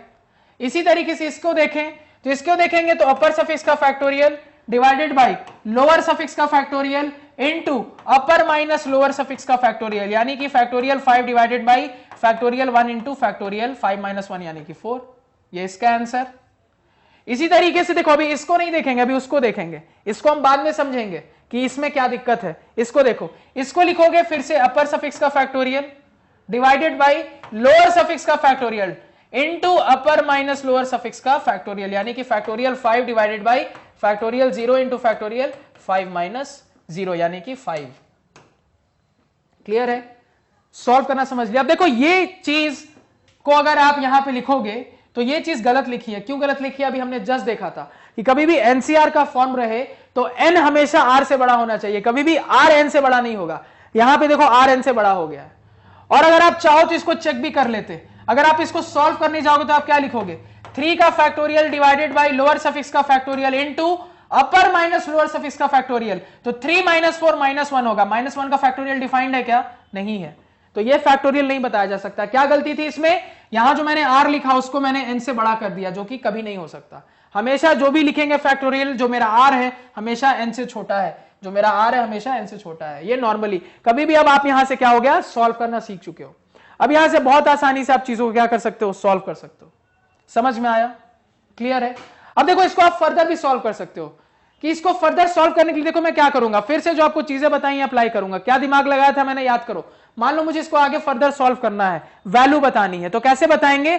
तो बहुत सारे स्टूडेंट देखो क्या करेंगे, इसको लिखेंगे 6 into 5 into 4 into 3 into 2 into 1 divided by 3 into 2 into 1 into 3 into 2 into 1। क्यों कर रहे हो भैया? हमने सीखा था ना, क्या सीखा था कि कभी भी इस तरह का सॉल्व करने आ जाए तो क्या करते हैं, सिंपल कुछ नहीं करते हैं सर, सबसे बड़े फैक्टोरियल को या सिंपल क्या करते हैं, सबको सबसे छोटे फैक्टोरियल में कन्वर्ट करके सॉल्व कर लेते हैं, जल्दी सॉल्व होता है। देखा था हमने ये। तो सबसे छोटा फैक्टोरियल 3 दिख रहा है, तो सबको 3 के फैक्टोरियल में बदल दो, सॉल्व कर दो, जल्दी सॉल्व हो जाएगा।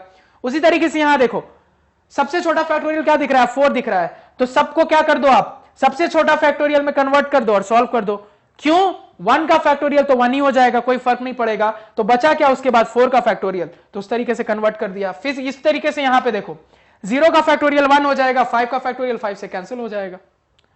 क्लियर है? समझ में आया? आगे सॉल्व करना। तो बेसिकली हम यहां पे बाइनोमियल कोफिशिएंट के बारे में समझे और उसी कंसेप्ट को क्या होता है, उस कंसेप्ट को हमने क्या किया, अप्लाई करके देखा। अब देखो ये बाइनोमियल कोफिशिएंट बहुत इंपॉर्टेंट हो जाता है। क्यों इंपॉर्टेंट हो जाता है? क्योंकि यहां पे जो हमने एक कंसेप्ट पढ़ा है ना, ये इसका मतलब क्या होता है कि एनसीआर आखिर factorial n by factorial r into factorial N minus r, या आपको परमुटेशन एंड कॉम्बिनेशन में भी प्रॉपर तरीके से बिल्कुल यूज होगा।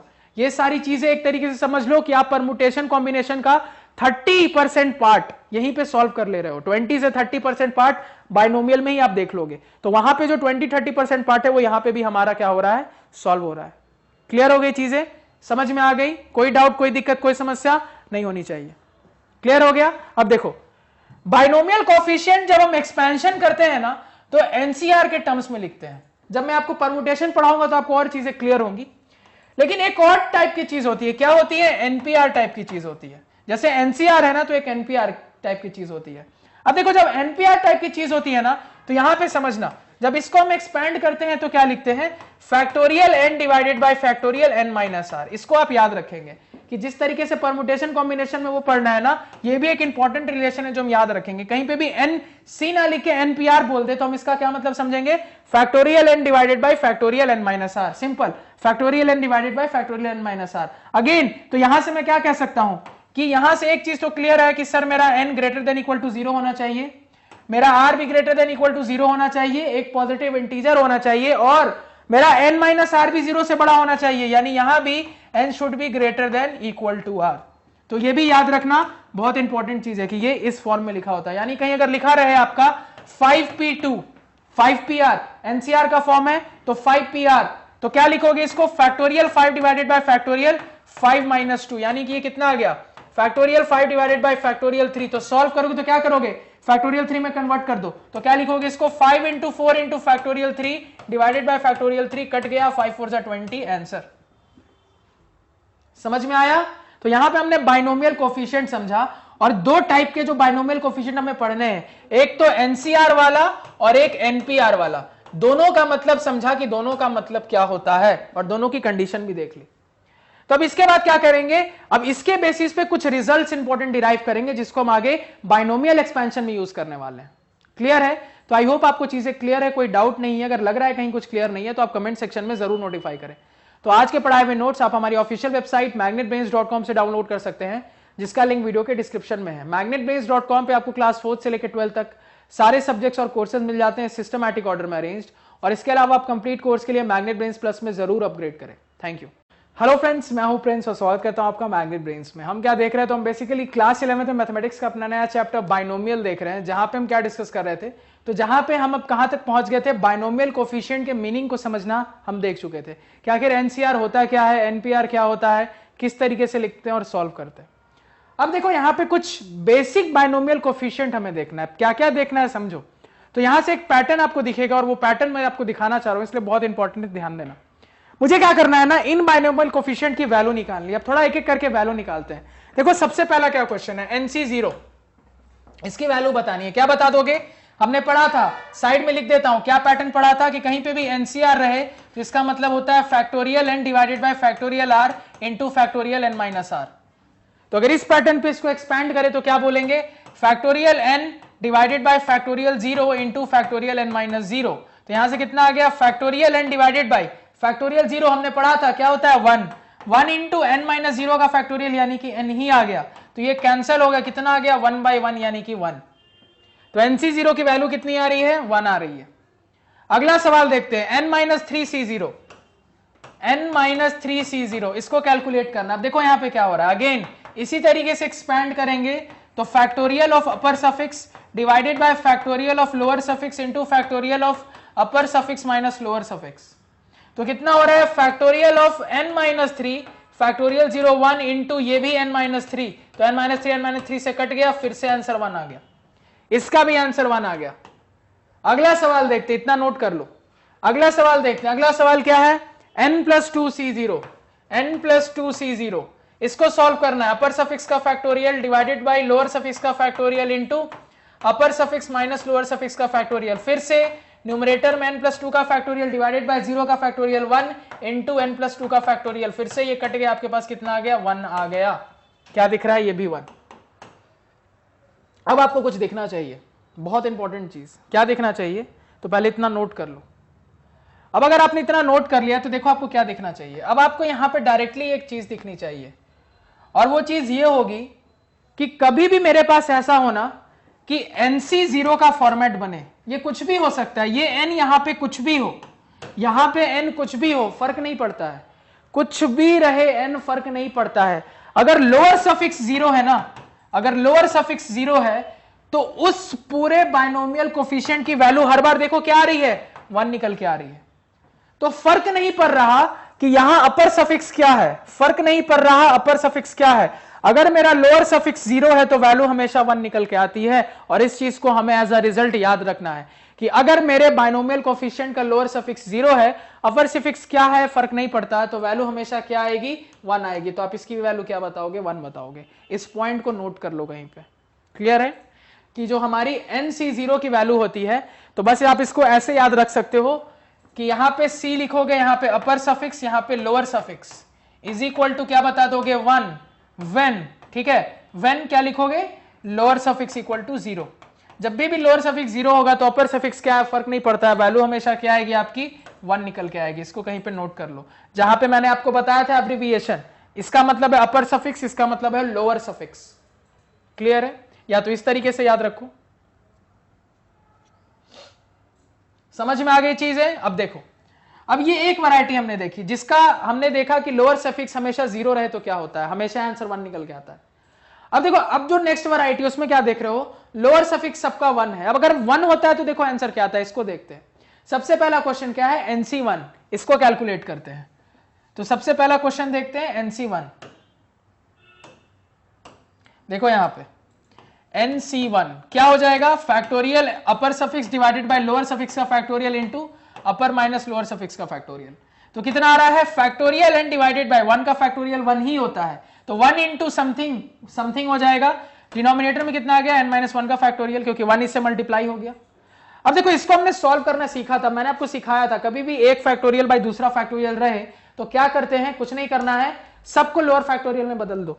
तो लोअर फैक्टोरियल कौन है, n-1 है, तो इसको n-1 में बदल दोगे तो कितना आ जाएगा, n इंटू n-1 का फैक्टोरियल, ये हमने सीखा था, डिवाइडेड बाय n-1 का फैक्टोरियल। ये कट गया, आंसर कितना आ गया आपका निकल के n, कितना आ गया निकल के n। तो NC1 की वैल्यू कितनी निकल के आई, n।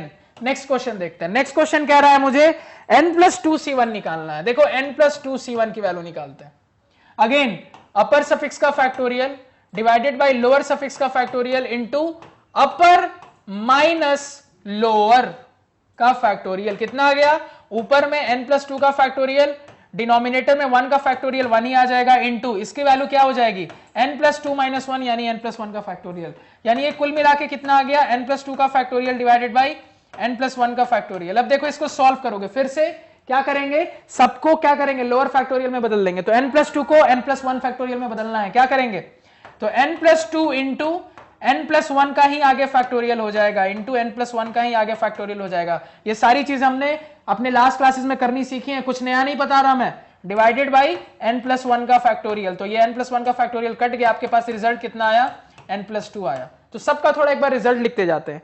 इसका रिजल्ट आ रहा था कितना, n, इसका रिजल्ट आ रहा है n+2। अब फाइनल क्वेश्चन का थोड़ा रिजल्ट देखो। फाइनल क्वेश्चन क्या है, n-5c1 का फैक्टोरियल, n-5c1 की वैल्यू बताना है। क्या बता दोगे, अगेन अपर सफिक्स का factorial divided by lower suffix का factorial into upper minus lower का फैक्टोरियल। तो कितना आ रहा है, न्यूमरेटर में n-5, डिनोमिनेटर में फिर से -5 - 1 n-6 बन जाएगा। कौन छोटा फैक्टोरियल, n-5 छोटा कि n-6, n-6 छोटा, तो ऊपर वाले को छोटे फैक्टोरियल में बदलो तो कितना आ जाएगा, n-5 इंटू n-6 का फैक्टोरियल डिवाइडेड बाई n-6 का फैक्टोरियल। तो ये आपका कैंसिल हो गया, तो आपके पास क्या रिजल्ट आया, n-5। तो इसका आंसर कितना आ रहा है, n-5। पहले इतना नोट करो तीनों। अब यहां पे देखो, तो अब क्या ऑब्जर्व हो रहा है, अब आपको यह ऑब्जर्व होना चाहिए कि जब भी हमारा लोअर सफिक्स 1 है ना, तो जब भी मेरा लोअर सफिक्स 1 होता है तो अपर सफिक्स ही आंसर बन जा रहा है। तो अपर सफिक्स ही मेरा आंसर बन जा रहा है। देखो यहां पर सफिक्स n था तो आंसर भी n आया, अपर सफिक्स n+2 था तो आंसर भी n+2 आया, अपर सफिक्स n-5 था तो यहां पे भी आंसर कितना आएगा, n-5 आएगा। जो मतलब मेरा अपर सफिक्स है ना वही आंसर बन जा रहा है। कब, अगर हमारा लोअर सफिक्स 1 के बराबर है। तो यहां से दो इंपॉर्टेंट रिजल्ट मिले, बहुत ही इंपॉर्टेंट। क्या रिजल्ट मिला कि कभी भी हम ऐसा देख रहे हैं कि हमारा लोअर सफिक्स 0 है तो आंसर हमेशा 1 आता है, इररेस्पेक्टिव ऑफ अपर सफिक्स। यानी अपर सफिक्स कुछ भी रहे फर्क नहीं पड़ता, अगर लोअर सफिक्स 0 है तो आंसर हमेशा 1 आएगा। क्लियर है। हां, कंडीशन है, क्या कंडीशन है कि कभी भी एनसीआर टाइप की चीज की बात हो, चाहे वो NC0 हो, चाहे वो NC1 हो, चाहे वो NC2 हो, कुछ भी हो, तो वो जो हमने बेसिक डोमेन रेंज या N और R की कंडीशन पढ़ी थी वो सेटिस्फाई होनी चाहिए, उसको मत भूल जाना। वो होने के बाद ये सारी चीजें, यानी वो जो हमने पढ़ा था ना बाइनोमियल कोफिशिएंट के बारे में, वो होने के बाद ये सारी चीजें कि अगर लोअर सफिक्स 0 है तो आंसर हमेशा 1 आएगा, चाहे अपर सफिक्स कुछ भी रहे। अगर लोअर सफिक्स 1 है तो आंसर हमेशा अपर सफिक्स के बराबर आएगा, यानी जो अपर सफिक्स होगी वही मेरा आंसर बनेगा। कब, अगर लोअर सफिक्स मेरा 1 है, वो मुझे दिख रहा है। क्लियर है। तो यहां से इस बात को अब मैं क्या कर सकता हूं, फाइनलाइज कर सकता हूं। और इसी चीज को मैंने यहां पे लिख दिया है कि इन जनरल मेरी जो NC0 टाइप की चीज होती है, यानी अगर कभी भी लोअर सफिक्स 0 होता है तो रिजल्ट हमेशा 1 आता है, और कभी भी लोअर सफिक्स 1 होता है तो आंसर हमेशा अपर सफिक्स के बराबर आता है। क्लियर है? नोट कर लिया आपने ये सारी चीजें? समझ में आई चीजें? तो यहां पे हमने कुछ बेसिक बाइनोमियल कोएफिशिएंट कौन कौन से, 0 के बारे में और 1 के बारे में समझा। क्लियर है? अब एक और बाइनोमियल कोएफिशिएंट कुछ और देख लेते हैं। क्या क्या? ध्यान देना, कुछ बाइनोमियल कोएफिशिएंट और देखते हैं, जैसे NCN, ठीक है, और क्या देखते हैं, n-1CN, तीसरा मान लो लिख देता हूं n-3CN-3, ठीक है। मान लो ये 3 क्वेश्चन से एक और वैरायटी देखते हैं। क्या वैरायटी है? फिर से ध्यान देना। तो अगर मैं NCN की बात करूं, अगर मैं आपसे पूछूं NCN की वैल्यू बताओ, तो देखो क्या बताओगे आप, लिखोगे NCN का क्या मतलब होगा, factorial n divided by upper suffix का factorial divided by lower suffix का factorial into upper minus lower suffix का फैक्टोरियल, यानी कि इसकी वैल्यू आ गई factorial n divided by factorial n into factorial n minus n, यानी कि 0, n से n कट गया, 1 डिवाइडेड बाय फैक्टोरियल 0, यानी कि 1, वैल्यू कितनी आ गई 1। आगे देखो अगला क्या था, n-1CN-1, तो इसको सॉल्व करोगे तो n-1CN-1 factorial upper suffix factorial lower suffix into factorial upper minus lower suffix. तो क्या दिख रहा है, फिर से ये इससे कट जाएगा, इसकी वैल्यू 0 हो जाएगी, तो 1/0 का फैक्टोरियल यानी कि 1, इसकी भी वैल्यू 1 आ जाएगी, और फिर से आप देखोगे तो इसकी भी वैल्यू 1 आ जाएगी। तो क्या दिख रहा है, कभी भी ऐसा हो कि आपको NCN टाइप की चीज दिखे, यानी कि अपर सफिक्स और लोअर सफिक्स सेम हो,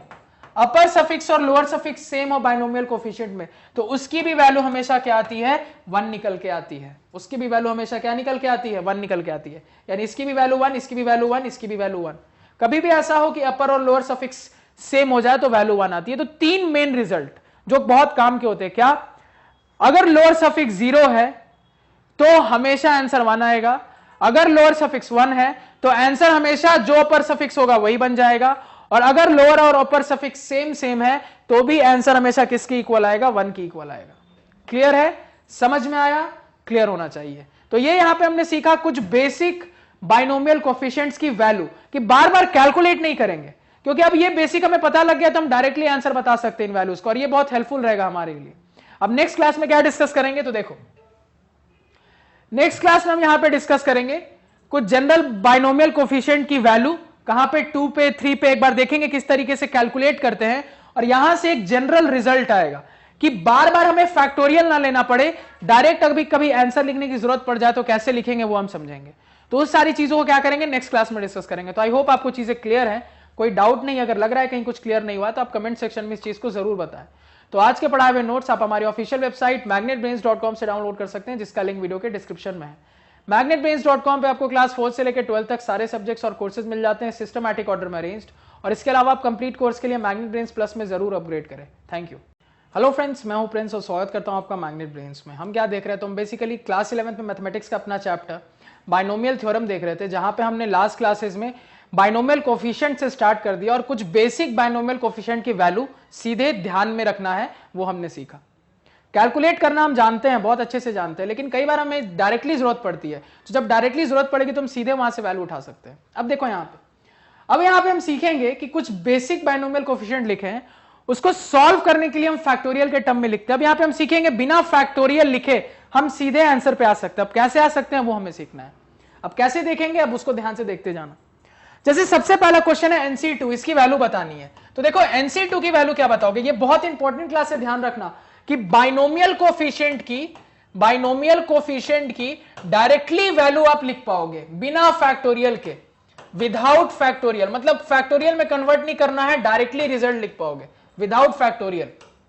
विदाउट फैक्टोरियल का मतलब है कितनी सिंपल फॉर्म में आंसर आएगा। ये इसका ज्यादा सही रहेगा इसको लिखना टाइटल कि सिंपलेस्ट आंसर क्या आएगा, सीधे बिना फैक्टोरियल लिखे। ये रिजल्ट हम यहां पे सीखेंगे। अब ध्यान से देखते जाने इस लेक्चर को।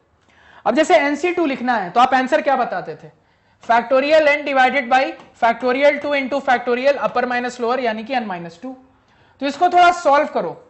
तो देखो सॉल्व करने के लिए मैं क्या करता, सबसे छोटा फैक्टोरियल n-2 है, तो मैं इस n को n-2 में बदलूंगा, तो क्या लिखूंगा, n into n-1 into n-2 का factorial divided by factorial 2 into n-2 का फैक्टोरियल। तो n-2 कट गया, आपके पास कितना आ गया, n into n-1 divided by factorial 2। देखो मैं इस फैक्टोरियल 2 को सॉल्व नहीं कर रहा हूं, इतना ही आंसर रहने दे रहा हूं, क्यों आपको कुछ समझाना है आगे। नेक्स्ट क्वेश्चन देखो, n+2 फैक्टोरियल c2, तो n+2 c2 इसको सॉल्व करना है।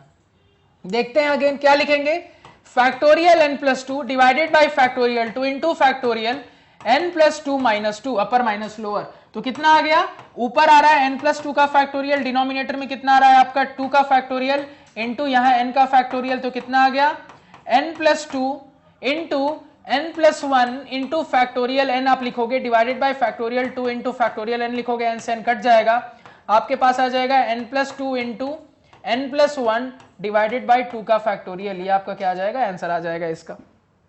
सिंपल सॉल्व किया।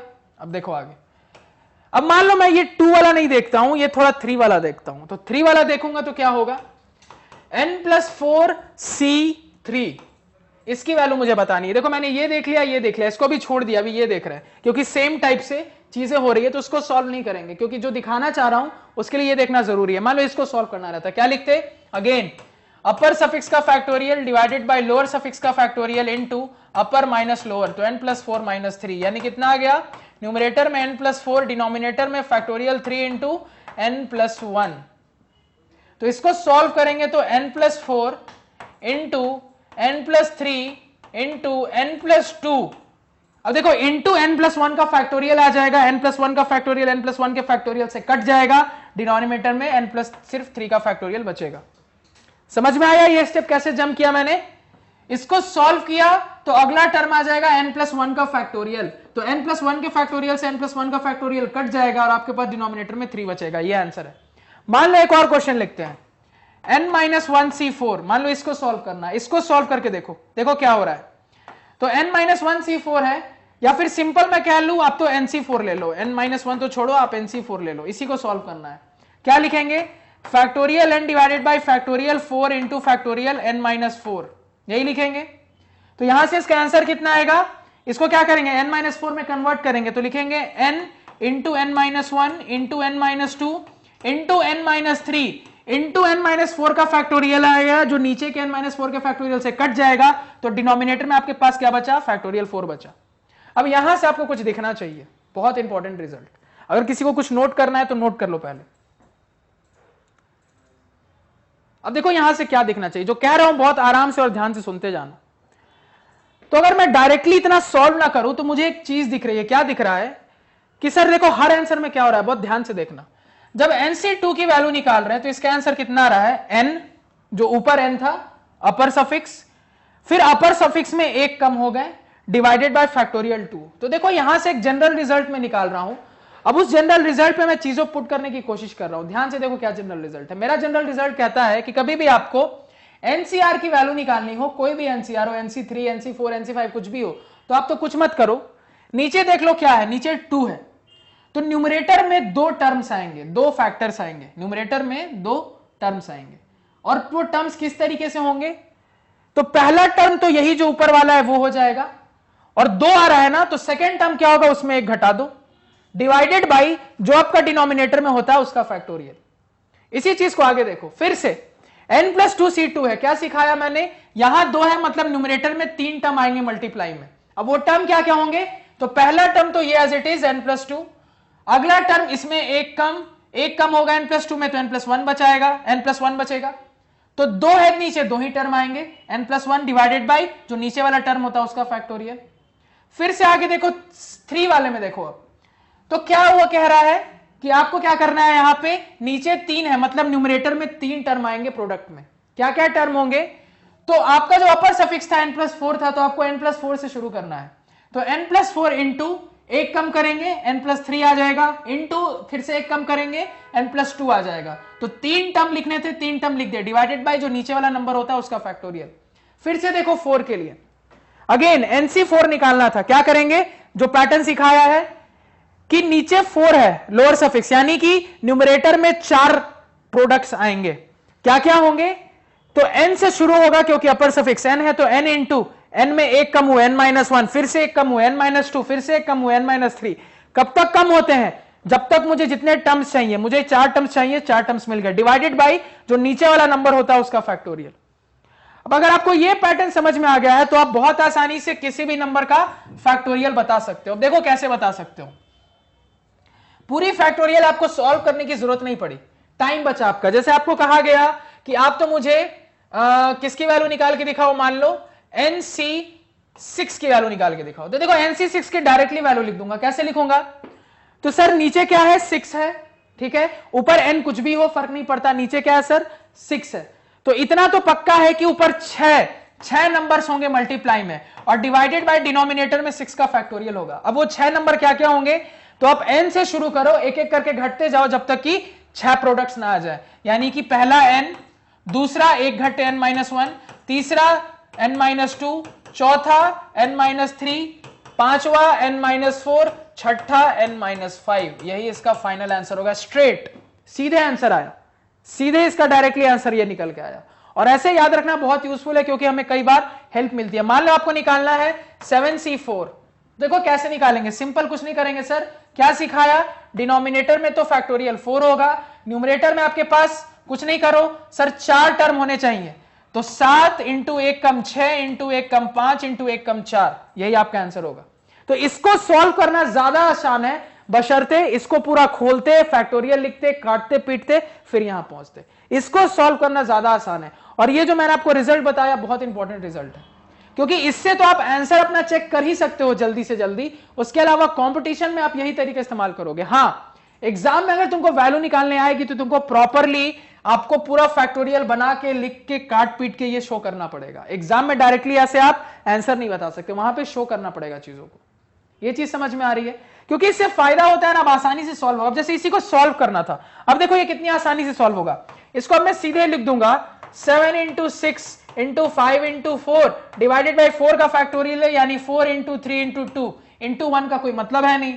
4 से 4 कट गया, उसके बाद 3 2 जा 6 कट गया, आपके पास कितना आ गया 7 5 जा 35, आंसर आ गया, कहानी खत्म हो गई। तो इस तरीके से सॉल्व करना ज्यादा इजियर हो जाता है। तो ये जो कंसेप्ट हमने पढ़ा है ना, बहुत इंपॉर्टेंट रिजल्ट है। कितना है, बहुत इंपॉर्टेंट रिजल्ट है। तो कहीं पे भी इस तरीके से आपको दिया रहे तो आपको ये ध्यान रखना है। तो अगर मैं जनरल टर्म्स में लिखूं NCR की मुझे वैल्यू बतानी है, तो आप क्या करोगे सर, n में घटते जाओ, n-1, n-2, n-3, कहां तक घटेंगे, तो नीचे जितना टर्म होता है उतने टर्म तक। तो नीचे R है, यानी कि ये कहानी चलेगी R टर्म्स तक, ये कहानी चलेगी मल्टीप्लाई में R टर्म्स तक, डिवाइडेड बाई R का फैक्टोरियल। ये आप जनरल टर्म याद रखेंगे, इसको कहीं नोट करके लिख लो। समझ में आया, बहुत इंपॉर्टेंट रिजल्ट है, आंसर वेरीफाई करने में तो मदद करता ही करता है, और साथ में कंपटीशन में बहुत यूज होता है ये। लेकिन बार बार कह रहा हूं, एग्जाम में आएगा तो आपको प्रॉपरली उसको फैक्टोरियल से शो करके, सॉल्व करके निकालना पड़ेगा। समझ में आया, क्लियर हुई चीज है। अब देखो यहां पे, तो बस यही चीज यहां पे मैंने लिख दी है। क्या लिख दिया, तो यहां पे अब आपको कुछ चीजें जैसे सॉल्व करनी है, ठीक है, इसको हम तो नेक्स्ट लेक्चर में देखेंगे, नेक्स्ट टॉपिक की बात है। तो आई होप आपको ये जो मैंने बताया वो क्लियर है कि किसी भी बाइनोमियल कोएफिशिएंट को नॉर्मली कैसे लिखते हैं। अब यहां पे कुछ और इंपॉर्टेंट रिजल्ट्स हैं, उनको क्या करेंगे नेक्स्ट लेक्चर में देखेंगे, और क्या रिजल्ट है, कैसे ऑपरेट करना है, वो भी सीखेंगे। तो आई होप आपको चीजें क्लियर है, कोई डाउट नहीं है। अगर लग रहा है कि कहीं कुछ अटका या कुछ क्लियर नहीं हुआ तो आप कमेंट सेक्शन में जरूर बताएं। तो आज के पढ़ाए हुए नोट्स आप हमारी ऑफिशियल वेबसाइट magnetbrains.com से डाउनलोड कर सकते हैं, जिसका लिंक वीडियो के डिस्क्रिप्शन में है। magnetbrains.com पे आपको क्लास 4 से लेकर 12 तक सारे सब्जेक्ट्स और कोर्सेज मिल जाते हैं, सिस्टमैटिक ऑर्डर में अरेंज। और इसके अलावा आप कंप्लीट कोर्स के लिए मैग्नेट ब्रेन्स प्लस में जरूर अपग्रेड करें। Thank you. हेलो फ्रेंड्स, मैं हूं प्रिंस और स्वागत करता हूं आपका मैग्नेट ब्रेन्स में। हम क्या देख रहे हैं, तो हम बेसिकली क्लास 11th में मैथमेटिक्स का अपना चैप्टर बाइनोमियल थ्योरम देख रहे हैं, जहां पे हम क्या डिस्कस कर रहे थे, तो जहां पे हमने अभी तक फैक्टोरियल के कंसेप्ट से रिलेटेड बाइनोमियल कोफिशिएंट के कंसेप्ट को भी स्टार्ट कर दिया था। अब बाइनोमियल कोफिशिएंट का मतलब हम समझ गए, उसको निकालना जानते हैं, ट्रिक के तरीके से भी निकालना जानते हैं। अब हम क्या देखेंगे ना, बाइनोमियल कोफिशिएंट्स को इन्वॉल्व करना देखेंगे, यानी कि एक से ज्यादा बाइनोमियल कोफिशिएंट के ऑपरेशन देखेंगे। और किससे स्टार्ट करेंगे, तो दो बाइनोमियल कोफिशिएंट के डिवीजन से, लेकिन एक सर्टेन इंपॉर्टेंट कंडीशन। यहां से डिवाइड करना तो तुम सीखोगे, नो डाउट, बिल्कुल सीखोगे, और एग्जाम में भी आपको वैसे ही डिवाइड करना है, लेकिन वहां से एक और चीज सीखोगे जो कि बहुत इंपॉर्टेंट है, एक बहुत इंपॉर्टेंट रिजल्ट, और वो रिजल्ट बहुत काम का रिजल्ट होता है जिसको हम यूज करेंगे आगे। तो हम दोनों चीजें सीखेंगे, यहां पे सीखेंगे इस टाइप के सवाल एग्जाम में आए तो सॉल्व कैसे करना है प्रॉपरली, और उसके बाद वहां से जो रिजल्ट आ रहा है वो क्यों इतना इंपॉर्टेंट है। तो दोनों चीजों पे यहां पे ध्यान देंगे। तो स्टार्ट करते हैं। अब देखो क्या करना है, फर्स्ट क्वेश्चन में मुझे डिवाइड करना है बाइनोमियल कोफिशिएंट एनसीआर को एनसीआर प्लस 1 से, करते हैं, कोई दिक्कत नहीं है, तरीका जानते हैं। तो क्या करना है, यहां पे क्या करते हैं, इतनी जगह छोड़ देते हैं, क्योंकि इसके जो आंसर्स आएंगे ना हम उसको सामने सामने लिखेंगे, क्योंकि वहां से मुझे कुछ दिखेगा और वही आपको मैं दिखाना चाहता हूं। ध्यान से देखना। सबसे पहला क्वेश्चन क्या है, NCR divided by NCR plus 1, ठीक है, ये क्वेश्चन है। अब इस क्वेश्चन को सॉल्व करना है, तो कैसे करेंगे, सबसे पहले ऊपर वाले को ब्रेक करेंगे। तो ब्रेक करके कैसे लिखेंगे, फैक्टोरियल के टर्म में सब बाइनोमियल कोफिशिएंट को ब्रेक करना सीख चुके हैं। तो factorial N divided by factorial R into factorial N minus R divided by, अब इसको ब्रेक करेंगे एनसीआर प्लस 1 को, तो upper suffix divided by lower suffix into upper suffix minus lower suffix, तो n माइनस आर प्लस 1, ये आ गया मेरे पास। अब इसको सॉल्व करना है, तो जानते हो सभी डिवीजन करना, बस वही डिवीजन कर रहा हूं, factorial r into factorial n minus r, और यहां पे हो जाएगा, ये क्या हो जाता है, अपोजिट हो जाता है, मल्टीप्लाई में पढ़ा है सबने। तो यहां पे हो गया फैक्टोरियल r प्लस 1 इंटू, यहां पे देखो फैक्टोरियल ब्रैकेट खोलोगे तो n minus r minus 1, n minus r minus 1 divided by कितना हो जाएगा यहां पे, फैक्टोरियल n। तो फैक्टोरियल n से कैंसिल। अब आपके पास देखो क्या बचा और उसको कैसे सॉल्व करना, ध्यान से देखो। अब इस फैक्टोरियल को देख के इतना क्लियर है कि हमने सर अभी तक जो भी फैक्टोरियल सॉल्व करना सीखा उसमें मैंने देखा है कि मेरे पास जो फाइनल रिजल्ट आता है ना, वो फाइनल रिजल्ट एक प्रॉपर आंसर देता है। वो कभी भी ऐसा आंसर नहीं देता कि वो फैक्टोरियल में अटका रहे, बात समझ रहे हो मेरी, वो कभी भी ऐसा आंसर नहीं देता कि वो फैक्टोरियल में अटका रहा है, वो बिल्कुल एक स्ट्रेट फॉरवर्ड रिजल्ट देता है जिसकी हम वैल्यू निकाल सकते हैं। तो यहां से भी रिजल्ट आएगा। अब यहां पे देखो काहे का फैक्टोरियल बचा है मेरे पास दो फैक्टोरियल बचे हैं जो r से रिलेटेड है, और मेरे पास दो फैक्टोरियल बचे हैं जो n माइनस आर से रिलेटेड है। तो अब खुद सोचो, r वाला जो फैक्टोरियल होगा वो आपस में कैंसिल होंगे, और उसी तरीके से n माइनस आर वाला जो फैक्टोरियल होगा ये आपस में सॉल्व होगा या कैंसिल होगा।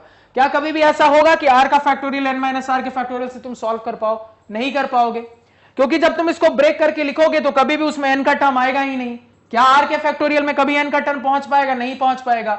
उसी तरीके से क्या n माइनस आर के फैक्टोरियल में तुम r के टर्म पे पहुंच पाओगे? बहुत मुश्किल है। इसी वजह से आपको क्या ध्यान रखना है, सिंपल स्ट्रेट फॉरवर्ड, कि r का फैक्टोरियल हमेशा r के फैक्टोरियल से सॉल्व होगा, n माइनस आर वाला फैक्टोरियल n माइनस आर के फैक्टोरियल से सॉल्व होगा। ये तो ही पहली बात। अब यहां पे दूसरी इंपॉर्टेंट बात क्या, कि हमने दो फैक्टोरियल सॉल्व करना सीखा है। क्या सीखा था कि कभी भी ऐसा हो कि हम दो फैक्टोरियल के डिवीजन में आ जाए तो हमेशा हम क्या करते हैं, सबसे छोटे फैक्टोरियल में कन्वर्ट कर लेते हैं। अब देखो यहां पे, अब यहां पे दो टाइप के फैक्टोरियल है, एक r वाले एक n माइनस आर वाले। तो आप r वाले फैक्टोरियल में देखो छोटा फैक्टोरियल कौन है, तो मुझे दिख रहा है r प्लस 1 और r फैक्टोरियल में r फैक्टोरियल छोटा है। तो मैं क्या करूंगा, हमने पढ़ा था बड़े फैक्टोरियल को छोटे फैक्टोरियल में कन्वर्ट कर दो, यानी r प्लस 1 के फैक्टोरियल को r के फैक्टोरियल में कन्वर्ट कर देंगे।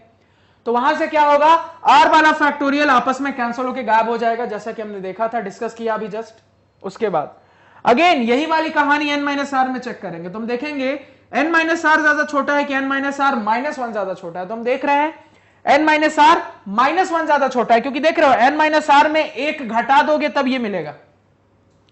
तो हम क्या करेंगे, अगेन n माइनस आर के फैक्टोरियल को n माइनस आर माइनस 1 के फैक्टोरियल में चेंज कर देंगे, तो वहां से n माइनस आर टाइप का फैक्टोरियल खत्म हो जाएगा और मेरे पास एक रिजल्ट निकल के आएगा। तो यहां पे याद रखना यही ऑपरेशन का तरीका होता है, और ये बहुत इंपॉर्टेंट चीज है मैं जो डिस्कस कर रहा हूं। तो अगर उसी तरीके से ऑपरेट करें तो अब देखो मेरे पास क्या रिजल्ट्स आ रहे हैं, अब ध्यान से देखो। तो यहां पे r प्लस 1 के फैक्टोरियल को r के फैक्टोरियल में कन्वर्ट करना है। क्या लिखेंगे, r प्लस 1 एक कम हो जाएगा तो r आ जाएगा, r का फैक्टोरियल आ गया, क्लियर है। और यहां पे एक r का फैक्टोरियल है, डिनोमिनेटर में लिख दिया, इनटू यहां पे n माइनस आर माइनस 1 है, लेकिन इसके साथ कोई छेड़खानी नहीं करनी, चेंज इसको करना है क्योंकि ये ऑलरेडी छोटा था। तो n minus r minus 1 divided by n minus r को n माइनस आर माइनस 1 के फैक्टोरियल में चेंज कर देंगे, तो n minus r into factorial of n minus r minus 1, clear है, आ गया हमारे पास रिजल्ट। तो यहां से हम क्या कर देते हैं, जो चीजें कैंसिल हो रही है उसको कैंसिल होकर हटा देते हैं। तो r r से कट गया, उसके बाद n minus r minus 1 n minus r minus 1 से कट गया, तो आपके पास क्या आ रहा है, r plus 1 by n minus r. तो देखो आपके पास फाइनल रिजल्ट क्या आ रहा है, आपके पास फाइनल रिजल्ट आ रहा है r प्लस 1 डिवाइडेड बाई कितना आ रहा है, n minus r, r plus 1 divided by n minus r, clear है। तो एग्जाम में जब आप सॉल्व करोगे ना, ऐसे आपको क्वेश्चन दे दिया जाए, मान लो 2 नंबर में दे दिया जाए, तो 2 नंबर से 3 नंबर का क्वेश्चन बनता है, तो कभी भी आए तो इसी तरीके से आपको सॉल्व करना है, बिल्कुल कोई स्टेप जंपिंग नहीं, प्रॉपर तरीका है यही सॉल्व करने का, ऐसे ही सॉल्व करोगे। क्लियर है? लेकिन यहां से जो रिजल्ट मिलेगा बहुत इंपॉर्टेंट है। तो वो जो आंसर आया उस आंसर को पहले लिख लेते हैं, तब तक आप इसको नोट करो। इस आंसर को मैं यहां पे लिख देता हूं। तो मेरा जो आंसर आया वो आया r+1 डिवाइडेड बाय डिनोमिनेटर में n-r। अब ये आंसर बहुत इंपॉर्टेंट है, क्यों आपको अभी थोड़ी देर में समझ में आएगा जब मैं तीनों सॉल्व कर लूंगा। तो क्लियर है? नोट कर लिया? नेक्स्ट क्वेश्चन देखो। अब इसी तरीके से दूसरा एक्सपेंशन करो, इसको खुद ट्राई करो आप तब तक। अब आप सीख चुके हो एक बार एक्सपेंशन, इसको आप ट्राई कर सकते हो। ट्राई करो इसको करके कितना आ रहा है। तो आपका क्वेश्चन है NC(r+1) डिवाइडेड बाई NC(r+2), इसको सॉल्व करना है। फिर से पूरी कहानी वैसे ही चलेगी। क्या करेंगे? Factorial n divided by factorial r+1 into factorial n-r+1 upper minus lower suffix divided by again factorial n divided by factorial r+2 into factorial n-r+2। तो इसको फर्दर सॉल्व करेंगे तो क्या मिलेगा? Factorial n divided by factorial r+1 into factorial, देखो ये portion n-r-1, तो n-r-1 into यहां पे ये वाला पार्ट ऊपर चला जाएगा तो ऊपर आ गया factorial r+2 into factorial n-r-2, bracket खोल दिया, -r-2 divided by factorial n। तो फैक्टोरियल n से फैक्टोरियल n कट गया। फिर से वही कहानी, 2r का फैक्टोरियल, 2n-r का फैक्टोरियल। तो r वाले फैक्टोरियल में देखेंगे छोटा कौन है, तो बड़े फैक्टोरियल को छोटे में कन्वर्ट कर देंगे ताकि कैंसिल हो जाए। n-r वाले टर्म में देखेंगे छोटा फैक्टोरियल कौन है, बड़े फैक्टोरियल को छोटे फैक्टोरियल में कन्वर्ट कर देंगे ताकि वो भी कैंसिल हो जाए। तो क्या दिख रहा है? r+1 ज्यादा छोटा है r+2 से, तो r+2 को r+1 में कन्वर्ट कर देंगे, और n-r-1 और n-r-2 में ज्यादा छोटा n-r-2 है, तो n-r-1 के फैक्टोरियल को n-r-2 के फैक्टोरियल में चेंज कर देंगे। तो ये दोनों चेंज यहां पे अप्लाई करें तो क्या हो जाएगा? यहां पे मुझे दिख रहा है r+2 के फैक्टोरियल को लिख सकता हूं r+2 into factorial r+1 divided by factorial r+1 into यहां पे लिख सकता हूं मैं n-r-2 का फैक्टोरियल, तो एज इट इज रहेगा क्योंकि ये ऑलरेडी छोटा है। इसको चेंज करेंगे तो लिखेंगे हम n-r-1 इंटू फैक्टोरियल n-r-1 यानी कि -2, क्योंकि एक घट गए हम, तो यहां से ये इससे कैंसिल हो गया और ये इससे कैंसिल हो गया। तो मेरे पास क्या फाइनल रिजल्ट आया? मेरे पास रिजल्ट आया न्यूमरेटर में r+2 और डिनोमिनेटर में मेरे पास आया देखो क्या, n-r-1। इसको भी लिख लेते हैं, n-r+2 डिवाइडेड बाई n-r-1, ये आंसर आया। इसको भी लिख लिया हमने, नोट करो इसको। बिल्कुल प्रॉपर तरीका एग्जाम में ऐसे ही सॉल्व करेंगे आप। क्लियर हो गया? अब देखो आगे डिस्कस करते हैं, नेक्स्ट सवाल को डिस्कस करते हैं। यहां पे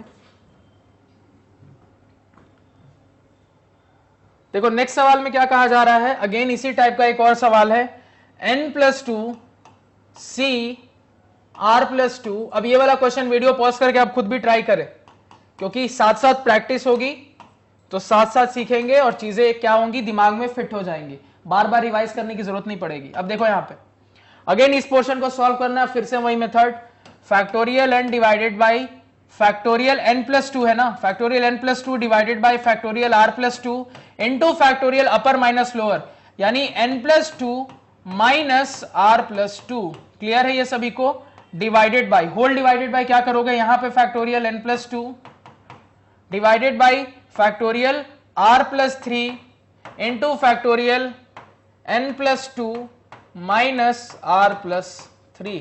क्लियर है? ये लिख देंगे हम यहां पे।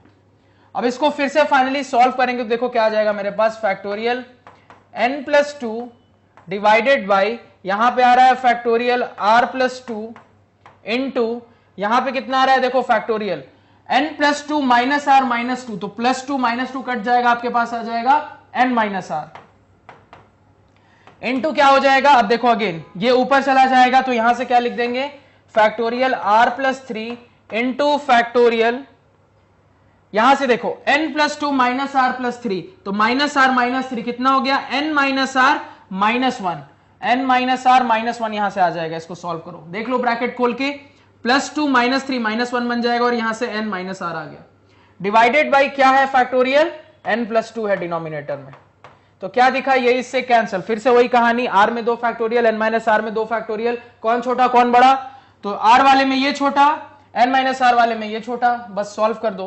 तो सॉल्व करेंगे यहां पे तो क्या लिखेंगे, देखो यहां पे, तो यहां r प्लस 3 फैक्टोरियल को r प्लस 2 में बदलेंगे, तो क्या लिख देंगे, r plus 3 into r plus 2 का factorial divided by r plus 2 का फैक्टोरियल इंटू यहां से n minus r minus 1 already छोटा है, तो n minus r minus 1 divided by कितना हो जाएगा, तो डिवाइडेड बाई आप n माइनस r को n माइनस r माइनस 1 में बदल दो, तो कितना हो जाएगा, n minus r into factorial n minus r minus 1, कर दिया चेंज।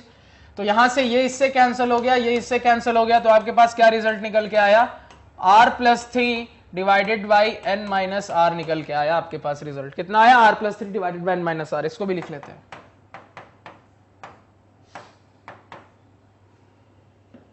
लिख लिया, इसको भी नोट कर ले। अब देखो इतना लिखने के बाद क्या समझ में आ रहा है, बहुत ही इंपॉर्टेंट रिजल्ट, बहुत ही अल्ट्रा इंपॉर्टेंट रिजल्ट निकल के आ रहा है सामने। क्या निकल के आ रहा है, तो मैं चाहूं ना तो अब डायरेक्टली आंसर बता सकता हूं, किसी का भी डायरेक्टली आंसर बता सकता हूं। कैसे बताऊंगा, अब ध्यान से सुनना। सबसे पहले थोड़ा क्वेश्चन के फॉर्मेट को देखो, जब भी एक बाइनोमियल कोएफिशिएंट दूसरे से डिवाइड हो रहा है तो क्या आपको दिख रहा है, एक चीज जो दिख रही है कि दोनों बाइनोमियल कोएफिशिएंट का जो अपर सफिक्स है वो सेम है। दोनों बाइनोमियल कोएफिशिएंट का अपर सफिक्स देखो सेम है, इसका भी n है, इसका भी n है, इसका n है, इसका n है, इसका n प्लस 2 है, इसका भी n प्लस 2 है। तो जो भी सॉल्व कर रहे हैं उसमें क्या ऑब्जर्व कर रहे हैं कि अपर सफिक्स दोनों ही बाइनोमियल कोएफिशिएंट का सेम है। पहली चीज तो ये ऑब्जर्व हो रही है। दूसरी चीज देखो क्या ऑब्जर्व हो रही है, थोड़ा दोनों बाइनोमियल कोएफिशिएंट को लोअर सफिक्स को देखो, तो लोअर सफिक्स में क्या ऑब्जर्व करोगे, अब ध्यान देना, लोअर सफिक्स में आप ये ऑब्जर्व करोगे कि डिनोमिनेटर की लोअर सफिक्स न्यूमरेटर के लोअर सफिक्स से एक ज्यादा है। देखो डिनोमिनेटर की लोअर सफिक्स न्यूमरेटर के लोअर सफिक्स से एक ज्यादा है। ये r प्लस 1 है तो ये r plus 1 plus 1 r plus 2 है, ये r है तो ये r प्लस 1 है, ये r प्लस 2 है तो ये r प्लस 3 है। यानी कि डिनोमिनेटर की लोअर सफिक्स न्यूमरेटर वाले की लोअर सफिक्स से एक ज्यादा है। तो कभी भी आपको ऐसा पैटर्न दिखे तो डायरेक्टली आप आंसर देखो कैसे बता सकते हो। ये जो भी पैटर्न है इसको अगर मैं लिखूं तो क्या देख रहा हूं कि मेरा जो ये है इसमें क्या दिख रहा है, दोनों की सबसे पहले तो क्या आपकी अपर सफिक्स सेम है, तो दोनों का अपर सफिक्स तो सेम है। और लोअर सफिक्स में क्या दिख रहा है मुझे, तो लोअर सफिक्स डिनोमिनेटर वाला एक ज्यादा, यानी अगर इसका लोअर सफिक्स है तो इसका लोअर सफिक्स प्लस 1 है। इस टाइप का कभी भी फॉर्मेट दिखे तो देखो यहां पे जो लिख रहा हूं उसको ध्यान देना। क्या ध्यान दोगे, तो यहां पे मान लो इसी चीज को मैं ऐसे लिखूं कि इसका ये भी सेम है, ठीक है, और इसका भी ये सेम है, दिख रहा है सेम है, अपर सफिक्स सेम है, और ये छोटा है ये बड़ा है, ये छोटा है ये बड़ा है, और कितना बड़ा है, एक बड़ा है। तो ये छोटा है स्मॉलर, और ये क्या है आपका बड़ा है ग्रेटर, और कितना बड़ा है तो बाई 1, ये कितना बड़ा है तो एक के डिफरेंस से बड़ा है। तो कभी भी ऐसा हो कि अपर सफिक्स सेम हो और लोअर सफिक्स में एक का डिफरेंस और नीचे वाला बड़ा हो ऊपर वाले लोअर सफिक्स से, तो वहां पे आप देखो डायरेक्टली आंसर क्या बताओगे, वहां पे आप डायरेक्टली आंसर बता सकते हो is equal to greater divided by same minus smaller, greater divided by same minus smaller. Directly आप रिजल्ट लिख सकते हो।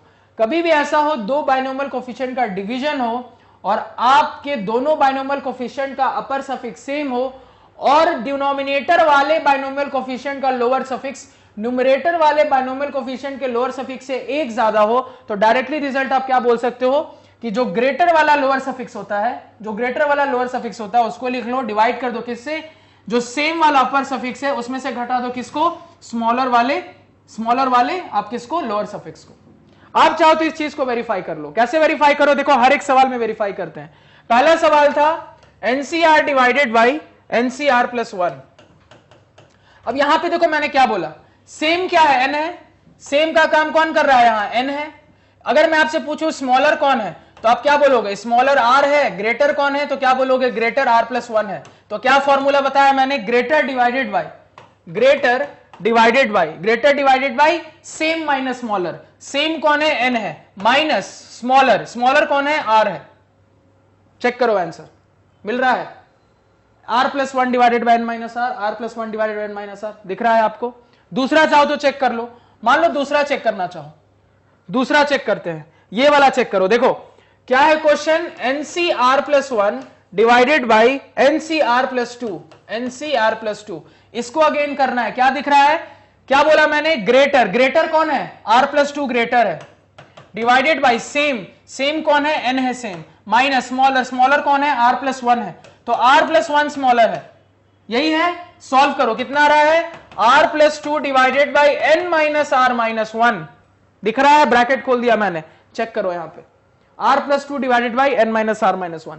तीसरा चेक करके देखो, इसी तरीके से थर्ड को चेक करोगे, देखो कितना आ रहा है, आपके पास है n+2c r+2, इसको आप किससे डिवाइड करोगे, तो n+2c r+3 से, n+2c r+3 से डिवाइड करोगे, तो फिर से वही क्या फॉर्मूला होता है, ग्रेटर, ग्रेटर कौन है, r+3, तो greater divided by same, same कौन है, n+2, तो सेम माइनस स्मॉलर, स्मॉलर कौन है, r+2 है, तो क्या दिख रहा है, ब्रैकेट खोलोगे तो 2 और 2 कैंसिल हो जाएंगे, तो आपके पास बचेगा r+3 divided by n minus r, check कर लो, r+3 divided n minus r, सबके आंसर आ जाएंगे। तो एग्जाम में जब क्वेश्चन आए तो आपको प्रॉपरली ऐसे ही सॉल्व करना है, बिल्कुल ये जो तरीका है पूरा लिख के मैंने सॉल्व किया था पहले, वैसे सॉल्व करना है, लेकिन ये रिजल्ट भी याद रखना है, ये जो रिजल्ट हमने पढ़ा ना ग्रेटर स्मॉलर वाला, ये भी हमें याद रखना, और ये इसलिए इंपॉर्टेंट है क्योंकि कई बार आपको आंसर जब मान लो डायरेक्टली चेक करना हो सॉल्व करने के बाद, या कंपटीशन में सवाल बनाना हो, तो इतना सॉल्व नहीं करेंगे, सीधे ये करेंगे, और ये करने के लिए जो चीज ध्यान में रखनी है वो क्या है, बहुत इंपॉर्टेंट, ऐसा नहीं कि कोई भी बायनोमियल कोएफिशिएंट, कोई भी बायनोमियल कोएफिशिएंट से डिवाइड हो जाएगा तो आपका आंसर आ जाएगा, ऐसा तभी होगा, एक कंडीशन है, क्या, सबसे पहले दोनों बायनोमियल कोएफिशिएंट का अपर सफिक्स सेम होना चाहिए और लोअर सफिक्स में एक का डिफरेंस होना चाहिए, मतलब ये कि न्यूमरेटर का लोअर सफिक्स कुछ भी हो, डिनोमिनेटर का लोअर सफिक्स एक ज्यादा होना चाहिए, ये चीज समझ में आई, बहुत इंपॉर्टेंट रिजल्ट, क्लियर है। यानी कि अगर इसी चीज को मैं आपको नेक्स्ट स्लाइड पे बताऊं तो यही वाली चीज यहां पे इस तरीके से मैंने आपको मेंशन कर दी, कहीं भी इस फॉर्मेट में रहे, C same divided by smaller, C same divided by greater, तो हम डायरेक्टली रिजल्ट बोल सकते हैं greater divided by same minus smaller.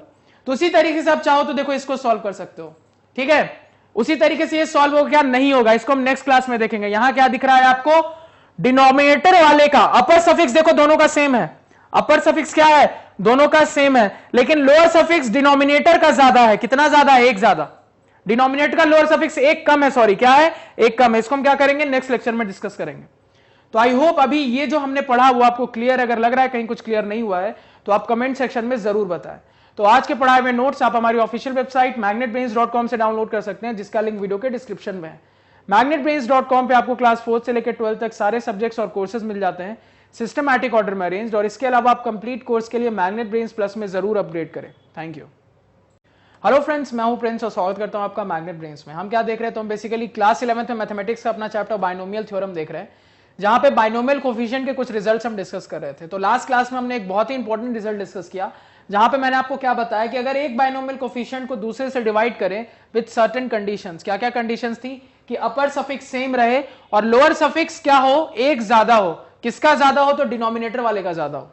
तो क्या लिख देते हैं, सीधे लिख देते हैं greater divided by smaller minus greater, same minus smaller, greater divided by same minus smaller लिख देते हैं। क्लियर है। अब इसी तरीके से मान लो यहां से थोड़ा फॉर्मेट चेंज करें और इस चीज को पलट दे। पलटने का क्या मतलब है कि अब थोड़ा क्वेश्चन को देखो, क्या दिख रहा है, अपर सफिक्स अभी भी सेम है, लेकिन क्या दिख रहा है, ऊपर वाले का लोअर सफिक्स ज्यादा है, नीचे वाले का लोअर सफिक्स एक कम है। यानी कि यहां पे यही वाली चीज पलट गई है, सिंपल यही वाली चीज क्या हो गई है, पलट गई है। यानी जो हमने अभी वैरायटी देखी थी, वहां पे जो न्यूमरेटर था वो अब डिनोमिनेटर है, और वहां पे जो डिनोमिनेटर था वो अब न्यूमरेटर है। यानी ये फॉर्मेट क्या है, स्मॉलर बाय ग्रेटर का नहीं है, ये ग्रेटर बाय स्मॉलर का है। देखो बड़ा ये है, छोटा ये है। तो पहले एक बार सॉल्व करके देख लेते हैं कि एग्जाम में तो सॉल्व करना होगा, फिर वहां से एक रिजल्ट निकलेगा, उस रिजल्ट को सीधे याद रखेंगे। क्या तरीका होगा सॉल्व करने का, तो फिर से इसको सॉल्व करें तो वही तरीका होगा। इसको हम लिखेंगे तो कैसे लिखेंगे, अब देखते जाओ। तो again factorial n-7 divided by factorial r+5 into bracket में n-7 माइनस r+5,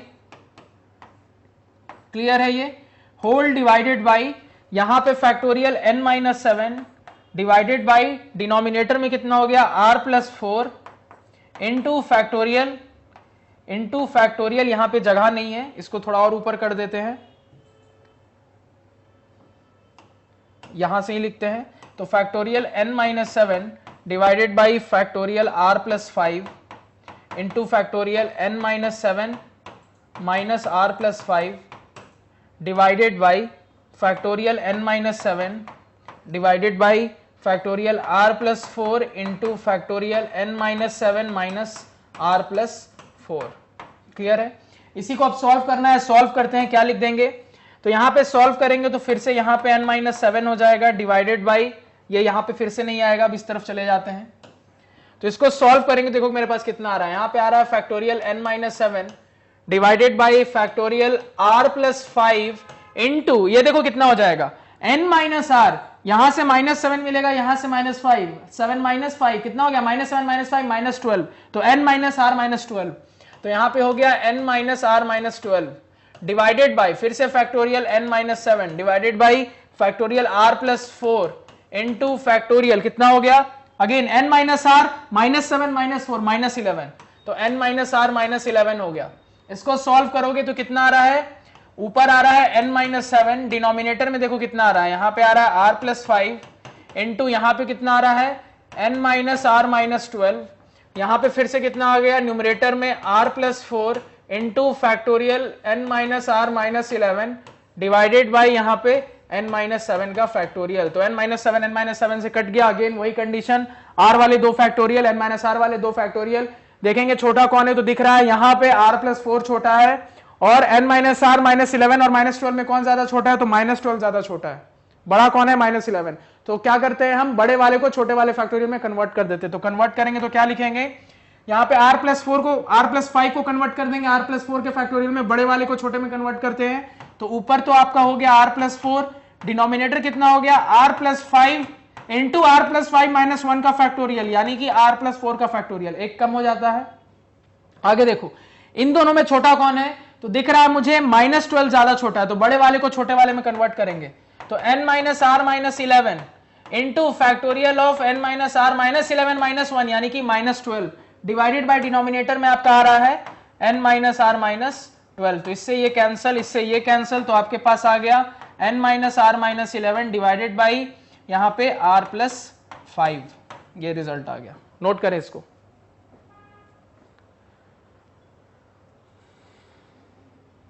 क्लियर है, समझ में आया? आप देखो यहां पे, अब रिजल्ट बस लाने देता हूं, क्योंकि यहां से फिर से मुझे वही पैटर्न दिख रहा है। क्या पैटर्न दिख रहा है, आप ध्यान से देखो।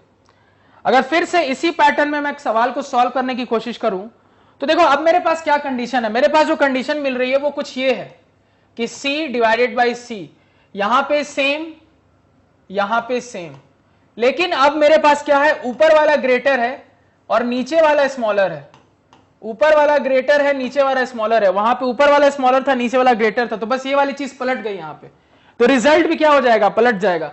यानी कि इसको आप लिखोगे same minus smaller, same minus smaller divided by greater, इसका आंसर क्या लिखोगे, same minus smaller divided by greater. या इसी चीज को आप ऐसे बोल सकते थे, सी दोनों का अपर सफिक्स सेम, दोनों का अपर सफिक्स सेम, और लोअर सफिक्स क्या है, इसका लोअर सफिक्स प्लस 1 है कब, अगर इसका लोअर सफिक्स नॉर्मल एलएस है, तो इसमें एक ज्यादा लोअर सफिक्स होता है तभी वो बड़ा हो जाता है, दोनों चीजें एक ही हैं, और इसका रिजल्ट ये आता है, इसको नोट कर लो कहीं पे।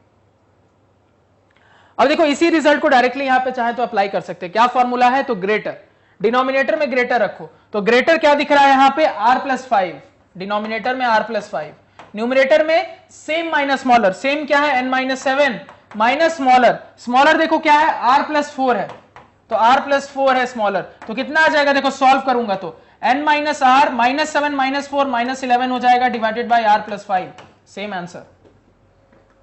समझ में आया अप्रोच? तो एग्जाम में प्रॉपरली जैसे बनाया वैसे ही बनाना पड़ेगा, लेकिन रिजल्ट हम याद रखेंगे ये वाला, और रिजल्ट को याद रखना बहुत ज्यादा ये कठिनाई वाला काम नहीं है। क्यों? क्योंकि लास्ट वाले रिजल्ट का जस्ट रेसिप्रोकल है, एकदम उल्टा है, वहां का न्यूमरेटर यहां का डिनोमिनेटर, यहां का डिनोमिनेटर वहां का न्यूमरेटर। क्लियर है? आगे आ जाते हैं। तो इसी वैरायटी पे एक नेक्स्ट क्वेश्चन देखते हैं। अब इस क्वेश्चन को मेथड से आप ट्राई करोगे, इस क्वेश्चन को मेथड से पूरा सॉल्व करने का आप ट्राई करोगे, ये आपका होमवर्क रहा। अगर मैं इसको सीधे अब ट्रिक से देखूं तो देखो रिजल्ट बता सकता हूं। क्या रिजल्ट था मेरा? तो यहां पे सबसे पहले देख लो ग्रेटर स्मॉलर कौन है, तो सेम कौन है, तो सेम का काम कर रहा है n-8। ग्रेटर स्मॉलर थोड़ा ध्यान से, क्योंकि माइनस वाले टर्म है, यहां पे बहुत सारे स्टूडेंट्स कंफ्यूज हो जाएंगे कि कौन बड़ा कौन छोटा। अब देखो आपके पास एक r-4 है, एक r-5 है, तो अब खुद बताओ कौन बड़ा कौन छोटा। तो ध्यान दो, r-4 में एक घटोगे तब r-5 मिलेगा, तो घटने पे 5 मिल रहा है, इसका क्या मतलब है, बड़ा कौन रहा होगा, r-4 बड़ा रहा होगा। तो r-4 बड़ा है, r-5 छोटा है। तो फॉर्मूला क्या होता है, फॉर्मूला आपका होता है डिनोमिनेटर में ग्रेटर, और अब क्या हो जाता है, ऊपर सेम माइनस स्मॉलर हो जाता है। तो अगर इसी पे सेट करेंगे तो सेम का काम कौन कर रहा है, सेम का काम कर रहा है n-8 divided by n-8, same हो गया माइनस स्मॉलर, स्मॉलर का काम कौन कर रहा है, r-5। तो r-5 डिवाइडेड बाय डिनोमिनेटर में ग्रेटर, ग्रेटर कौन है, r-4 ग्रेटर है। ध्यान देना माइनस वाला टर्म है, बड़े ध्यान से स्मॉलर ग्रेटर डिसाइड करना। क्लियरली दिख रहा है कि r-4 में एक घटेंगे तब r-5 मिलेगा, तो घटने पे ये मिल रहा है ना, इसका क्या मतलब, यही छोटा रहा होगा, यानी r-5 छोटा है, r-4 बड़ा है, तो बड़ा लिखते हैं हम डिनोमिनेटर में। तो यहां पे सॉल्व करेंगे तो कितना आ जाएगा, देखो n-r यहां से आ गया -8, और यहां से देखो कितना आ रहा है, +5, -8 + 5 -3 डिवाइडेड बाई r-4। अब आपका काम है चेक करके देखना कि यही आंसर आ रहा है कि नहीं। कैसे करोगे, सॉल्व करोगे प्रॉपरली, चेक कर लोगे। क्लियर है, समझ में आया। तो इसी रिजल्ट को अब मैं फिर से यहां पे लिखूं तो क्या शो करूंगा, इसी रिजल्ट को यहां पे मैं लिखूं तो अब ये बोल सकता हूं क्या, कि अब मेरे पास रिवर्स रहे, ग्रेटर बाय स्मॉलर, तो क्या फॉर्मूला हो जाता है, अब ये भी रिवर्स हो जाता है, same minus smaller by greater. Clear है, समझ में आया, बहुत इंपॉर्टेंट रिजल्ट है, बहुत इंपॉर्टेंट। अब देखो इसके बाद नेक्स्ट क्लास में हम क्या डिस्कस करेंगे, रिजल्ट ही अभी हमारा चल रहा है, लेकिन अब हम क्या देखेंगे, अब हम जो नेक्स्ट टॉपिक देखेंगे वहां पे देखेंगे दो बाइनोमियल कोफिशिएंट को ऐड करके देख रहे हैं अब क्या हो रहा है कहानी, यहां पे भी क्या कोई इंपॉर्टेंट रिजल्ट आता है याद रखने वाला, ये सारी चीजें क्या करेंगे नेक्स्ट लेक्चर में डिस्कस करेंगे। तो अगेन आई होप आपको चीजें क्लियर है, कोई डाउट नहीं, अगर लग रहा है कहीं कुछ क्लियर नहीं हुआ है तो आप कमेंट सेक्शन में जरूर बताएं। तो आज के पढ़ाए हुए नोट्स आप हमारी ऑफिशियल वेबसाइट magnetbrains.com से डाउनलोड कर सकते हैं, जिसका लिंक वीडियो के डिस्क्रिप्शन में है। magnetbrains.com पे आपको क्लास 4 से लेकर 12 तक सारे सब्जेक्ट्स और कोर्सेज मिल जाते हैं सिस्टमैटिक ऑर्डर में अरेंज, और इसके अलावा आप कंप्लीट कोर्स के लिए मैग्नेट ब्रेन्स प्लस में जरूर अपग्रेड करें। Thank you.